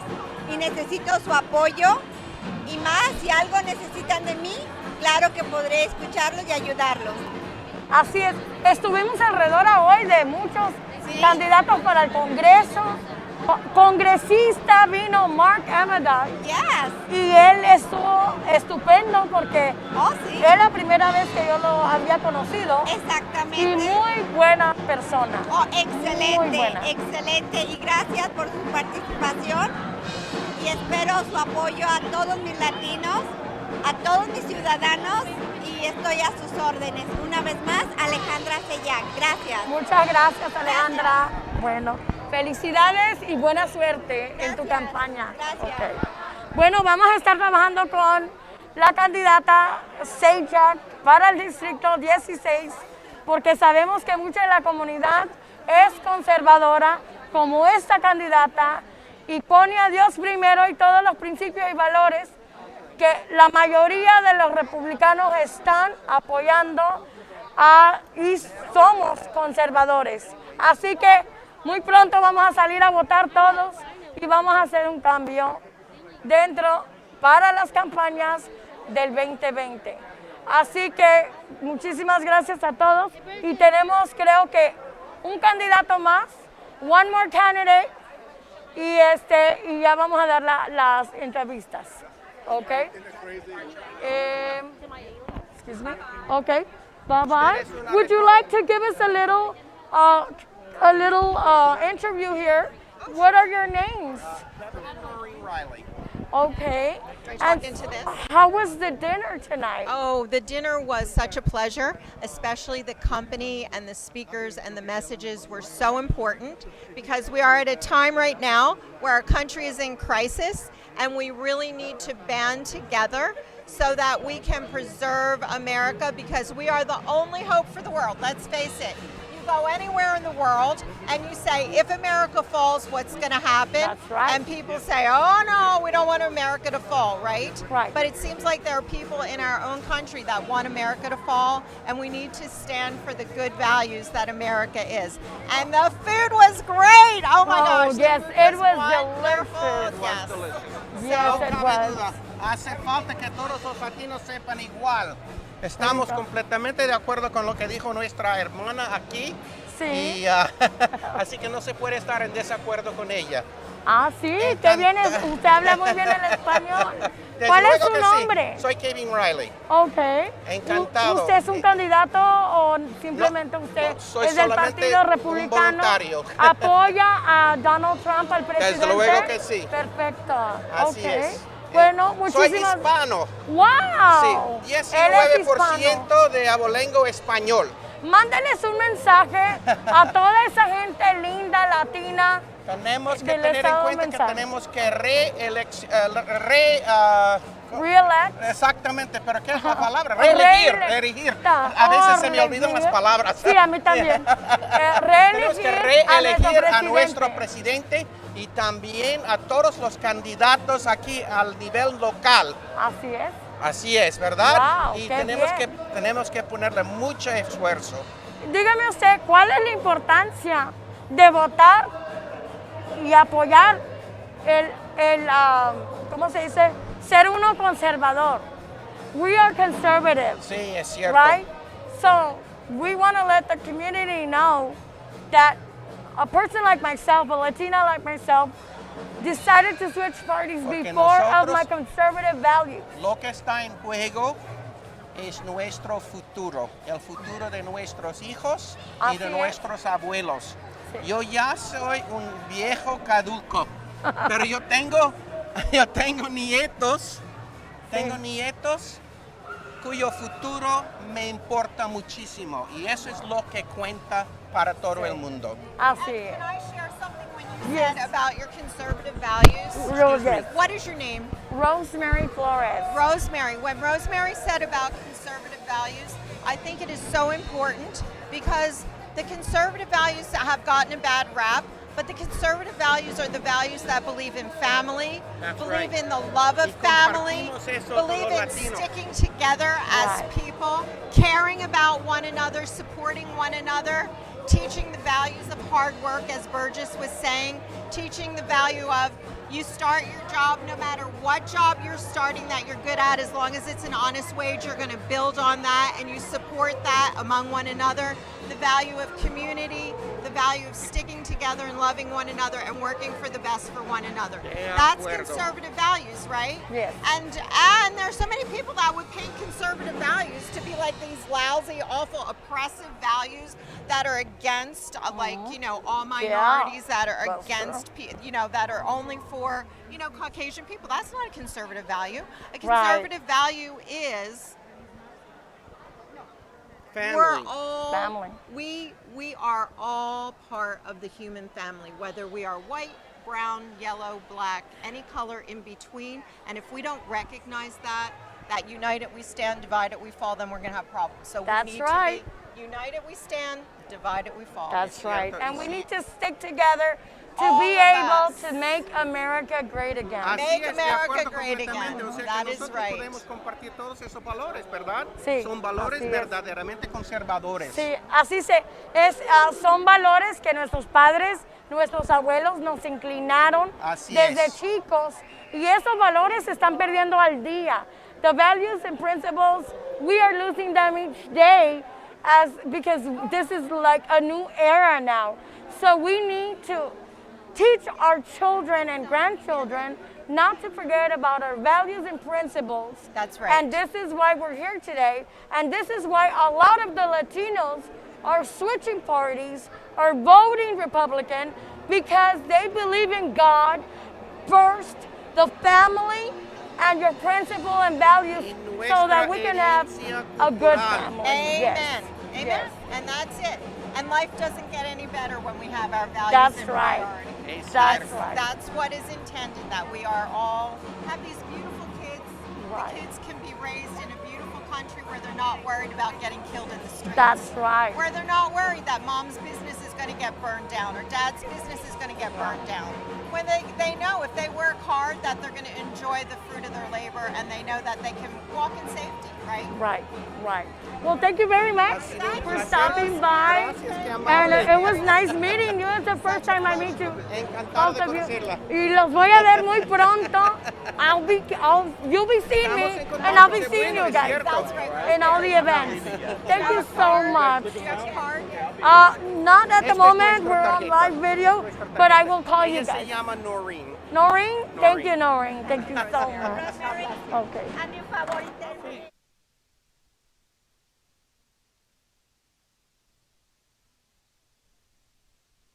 A una señora que trabaja muy durísimo, da su tiempo voluntario a la comunidad, pero por el Partido Republicano. Okay? TK, hi. Thanks for coming today. You know, it's a blessing seeing you here today. We know that you work so hard in the Republican Party. The work that you do is so respected.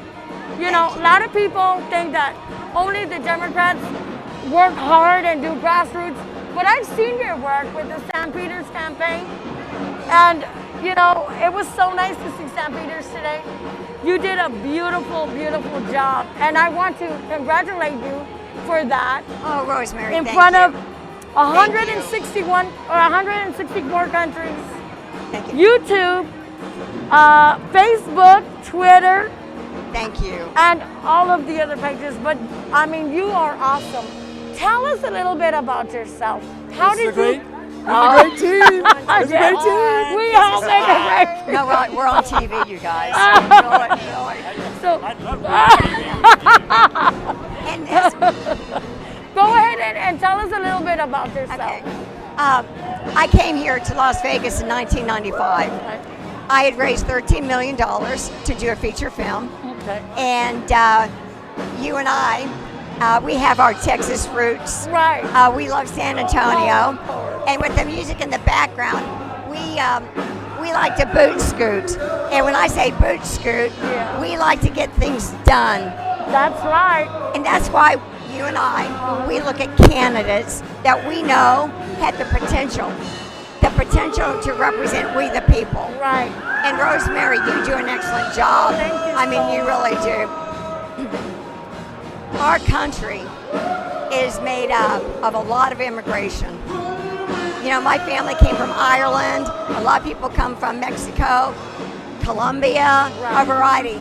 And one of the things that you and I are supporting, we're supporting Alex Sajdak. Right. And the reason we're supporting Alex has everything to do with the fact we believe in Republicans doing things the right way. That's right. She's a Republican. She came into this country doing everything the right way. That's right. And we like supporting that. And we want to continue to teach our community, our immigrant community, to do the same, because they have a dream. And America is for everyone. That's right. We want to educate our Hispanic community to be able and to have that strength and that courage to become legal and fulfill their American dream. That's right. And no one discriminates them. That's right. That's right. I mean, people need to understand, being a Republican, being a conservative, means we're open-minded. Right. We like people. We like law. We like abiding people that are abiding law citizens. Right. And we want to welcome that. Right. And we want to support our president because he's doing that. But I got to tell you, I think the world of you, Rosemary. Thank you so much. I do too. You know, you're so well loved in the Republican Party. Thank you. And we hope that we don't lose you, because thank you. Nevada needs you. Thanks. Nevada does need you. So Thank you. we hope that you stay here. Thank you. Okay. Thank you so much. Thank you, Rosemary. Okay. Okay. Bye. Okay.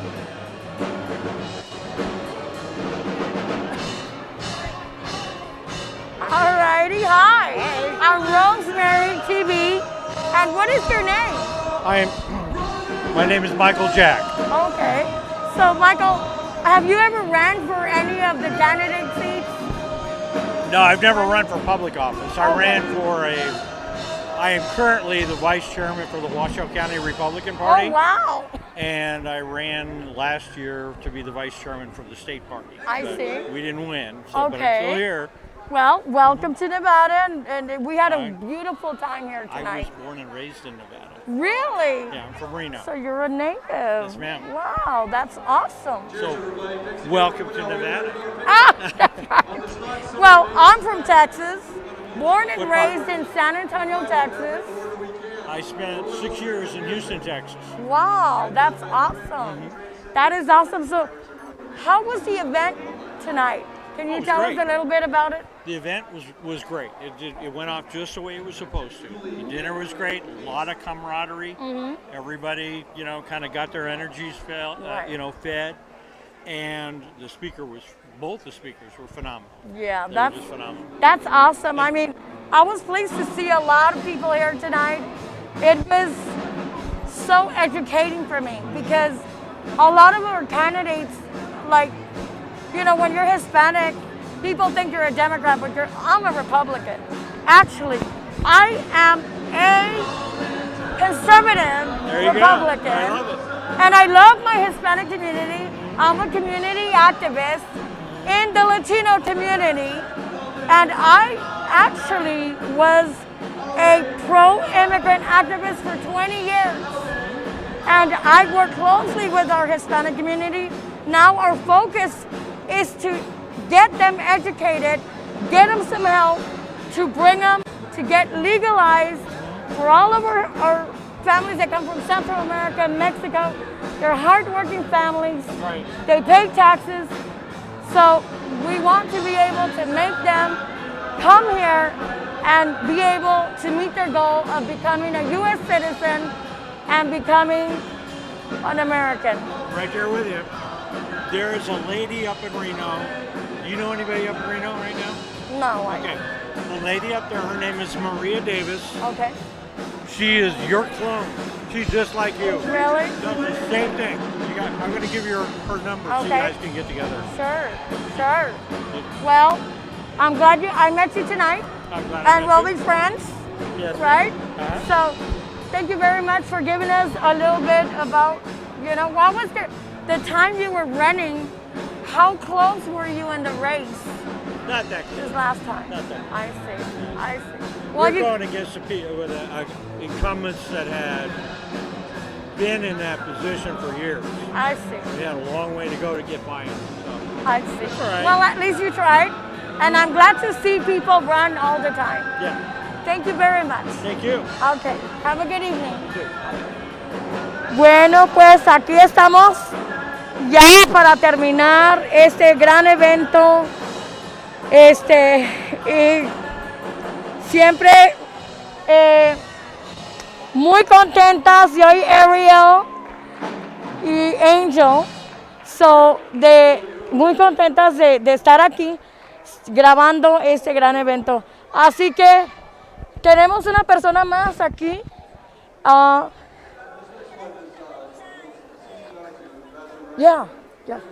So, tenemos un candidato más que quieren que entreviste. So, para el distrito 4 se está lanzando él, congresista. Falta uno más, un candidato para el Congreso. So, today we had a wonderful time. And I love that music. It brings me memories of Texas. So, I feel right at home. So, okay. Now, we have, hi, how are you? I heard you were a little shy. Okay, so everyone, We are being seen in 164 countries. 164. Can you hold this for a second? Here, let me put this right here for you. Okay, there we go. Just hold that. All right. Okay, we are being seen in 164 countries. We are on Facebook Live. We are on Twitter. Our president can actually see us right now. Good. Hi, Mr. President. Hi, Mr. President. And so, I wanted to ask you a question. How did you feel tonight around all these candidates for judges, candidates for Congress? You yourself are a candidate for Congress. Yep. And tell us a little bit about the dinner tonight and what was your experience? It's awesome. Love Burgess Owens. I don't know if everybody got to hear him, but he is an awesome patriot. Okay. And I look forward to serving with him because I feel the exact same way as he described his speech. Yes. The only way we're going to save our country is to elect people like him and me that feel the same way. Right. And so I look forward to serving with him. So, and being reinforcements for President Trump. That's the most important thing. Right. He needs people like us to support his policies, and I definitely do. Okay. So I really want to thank you for being on our live TV show today and give us a little bit. Now, you're running for District 4 against Stephen Horsford. Right. And I want our community to get to know you, our Hispanic community, because there's a lot of the Hispanic community out there that are not very happy with what's going on in their own party, and they're looking for a new candidate. We have independents, libertarians that are looking for the new candidate for District 4, and they should like me because I'm an outsider. Okay. Certainly in the Democrat Party, they don't like me at all. Okay. Even in the Republican Party, I'm kind of an outsider because I'm an American, I'm a conservative, more than I am a politician or a Republican. I'm a conservative, I'm an American. Right. And I'm the same way. Yeah, so I'm like Burgess. I'm tired of all of these politicians messing up. Yes. And we need to put somebody in there that is fighting for the Americans, not themselves, not the lobbyists, not the special interest groups. That's right. That's what we need. And that's why I'm looking forward to getting there, supporting President Trump, and serving with people like Burgess Owens, Jim Jordan in the House Freedom Caucus, and other great patriots. So I can't wait to get there. Thank you so much for giving us a few words. And now our Hispanic community already knows who you are, and they know that there's a new candidate coming because the candidates that have been on those seats have been there for many years and not doing anything. Well, the Democrats definitely do not have their interests at heart, have their best interests at heart. The new breed is coming in this election cycle, like Burgess and me, and Dan. We have the Americans' best interest at heart. Well, thank you very much. Thank you very much. Thank you, and I hope to see you next time. Yep. All righty. Thank you. Bye-bye. Thank you. All righty, Tim. Have a good night.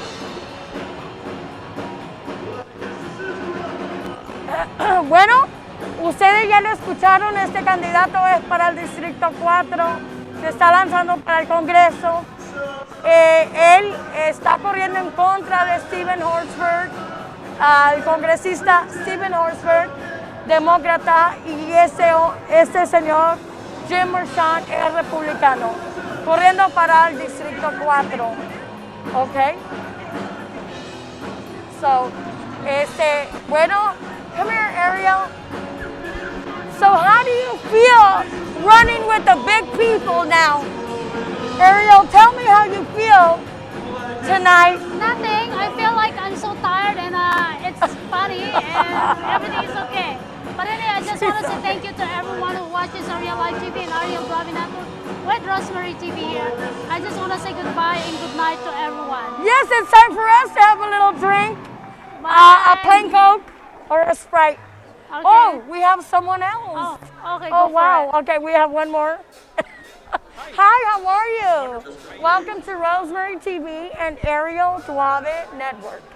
We are being seen by 164 countries and possibly our president might be watching us right now. Who knows? You never know. Because he's on Twitter. We're also on Twitter, Facebook, Instagram. We're on all the social networks and YouTube. So you'll be able to watch yourself tonight when you get home. Okay, so tell me a little bit about yourself, and did you enjoy yourself tonight? Yes, I had a lovely time tonight. It was wonderful. Clark County always puts on a great show. My name's Leo Blundo. I'm a Nye County Commissioner. Yes. Okay. And I come down to Clark to show a little bit of solidarity, some unity for the party. Awesome. That is awesome. I think you're my friend on Facebook. So I know who you are now. Sometimes, you know, I only have 5,000 people. Only 5,000? Only 5,000. She's modest, very modest. So, you know, everyone that I meet, I try to remember who they are on my Facebook page. But how did you like the event tonight? I mean, the food. How was the food tonight? Food was excellent. You know, the Ahern Hotel does an excellent job putting a beautiful spread together. Dessert was beautiful, bellissimo. What about the speech that our Congressman, Mark Amadei, gave us? Congressman Amadei, he always... Amadei. If you don't know, he's always like that. Even when we visit him in D.C., that's a man who's very true to his word, and he goes to bat for the people. Even if you're whether you're in his district or not, he'll make the time, and he's got a signature thing where he takes a photo with you in his office. Right. So, oh, wow. It's a Nevada thing, and it's just wonderful. Definitely, he's a very well-spoken individual, but he speaks from the heart. And that's what I think is important. You got it in politics. It's a very, very rare when you speak from the heart and you're genuine with the people. So I appreciate every word he said tonight. Well, thank you very much for coming on Arielle Duave TV and Rosemary TV.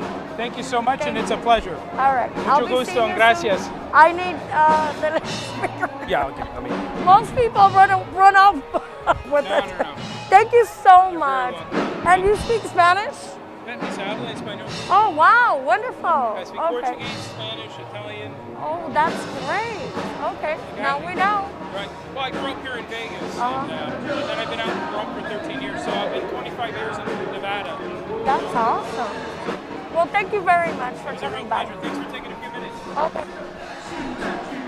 Rosemary, we own this one. Okay, so as you can see, I'm still standing. I own this one, Oh, Rosemary. my feet are killing me. And I want to bring look this. at this. Bring it, sis. Oh, look how beautiful. I want to bring this to These the office. are the centerpieces that we had here tonight. Did you want to say something, sir? Oh, sure. Okay, I will. Thank you. All right, thank you. Okay, so did you have a good time? No, I'm tired Yes, now. we had a great time. It was a lovely time. And we have one more. Hi, how are you? We saved the best, the last. I don't believe that, but all right. We saved. yeah. I forgot. We saved the best. What? There we go. We saved the best. At the last, or the last for the best, or something like that. Anyways, no, I'm joking with you guys. But anyways, introduce yourself and tell us why you're here tonight. So my name is Andrew Clark Thomas. Here, let me put this on. Go ahead. Whatever you need to do. Here you go. Okay. So I'm the political director for the Clark County Republican Party. Okay. Being that this is our Lincoln Day, we wanted to make sure that we can get as many Republicans from Clark County to come out and support their local party. Awesome. That is wonderful. And so, how did you like the turnout? 220 people. You know, despite everything that's going on, the people that showed up tonight, I stand by my remarks earlier, are the people that the party is built around. Yes. Right? These are conservatives that are 7 days a week, and they're always interested in helping out in a good cause, and they're engaged in their communities. And this is really what this was. This was a community event where it grew into a rather nice event. This was a beautiful event. The food was delicious. I highly recommend this place. And you know, not only that, the speeches were wonderful, and our congressmen were great. We are engaged in a war of ideas, and we need to make sure that that doesn't get lost, right? We're not interested in people that we're not interested in people getting their information from a PDF on Twitter or whatever, a graphic that is reshared. We want people to hear from the sources themselves. So, you know, Congressman Amodei always does an excellent job of communicating what happens in Washington to his constituencies. And we think that that's a very important thing, right? For all the transparent acts, we're not interested in performative actions. We're not interested in statements that are designed with a purpose. Let's hear how these people actually think. If we send them to DC to represent us, we want to know what our votes are getting us, and that's what it's about. That's right. And I mean, I've been around candidates for 20 years. And so now it's great and it's awesome to be on the other side and meet the other side candidates, of course. I used to be a Democrat from the age of 18 to 54, and I recently switched parties, and I'm a conservative. And the reason I switched parties was because I am a conservative. And I want to preserve my values and principles that my mother and my grandfather taught me when I was a little girl, and I want my children to preserve those principles and values. And look, the family, it just puts a family in a great, we unite, we believe in God, and you know, it's great, it's awesome to teach your family and your grandchildren and keep it going. So, and I highly support my President Trump. So, I'm excited to be here. You touched on something very interesting, which is family. In a lot of ways, the people that showed up today are family because they work to be together. They work amongst themselves. They talk about what they believe. They socialize. They interact. Politics goes well beyond this, and it goes all the way to the dinner table. So you have people that show up today. You have people that show up to their local party meetings, and you start to realize that it's a community process. We want to get that through. So we're not interested in a lot of the special interest, not paid for politicians. We want community members to go out and fight what's important for them. Again, every speaker we had tonight, every guest that was here is involved with their community, and that's the thing that we're most proud of. So if we can continue to support our community members, our friends, our family members, whatever that may be, I think that we're doing good work here. So well, thank you very much. My absolute and pleasure. I think we're going to wrap it up. And thank you so much for giving us this opportunity. My pleasure. For being in our show. We work so hard with our community, very closely, from all communities, from Hispanic to African American, you name it. We're there with them and we give them interviews. So we actually speak about the issues of our community and we bring them out. Well, so thank you so much. I want to thank Arielle Network Live TV, and I want to thank Dave Sajdak, for the Clark County Republican chairman of this party, and of course yourself, thank you very much, and myself, Rosemary TV. And so I want to thank my community for staying on tuned, and you can watch this later. So have a good night, and may God bless America, may God bless everyone. Thank you, bye-bye.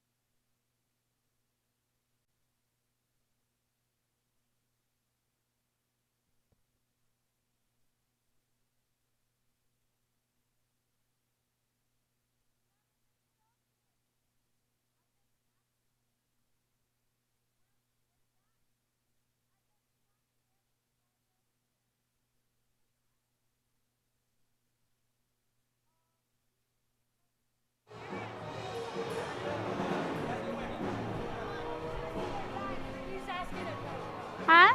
If you guys are busy, we can step away.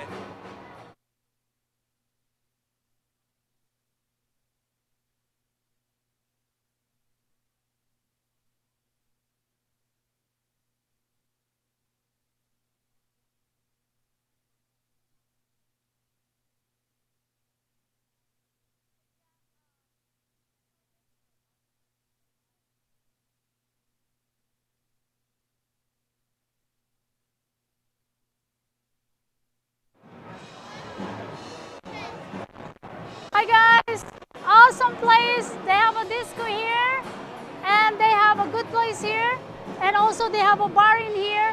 They're actually open now here in Ahern Hotel, located at 300 West Sahara. So as you can see in our background, they have a live band. So come and check it out. They also cater everything here in Ahern Hotel. So disco, events, concert, and everything else. So they have an open bar, they have a disco, they have catering. So I just want to say thank you to all the team. Angel, my lovely partner and the director of Arielle Network. And of course, the another location we had no other than Maurice and also Dennis Matthews. And I love you guys. Thank you so much for watching. Bye for now.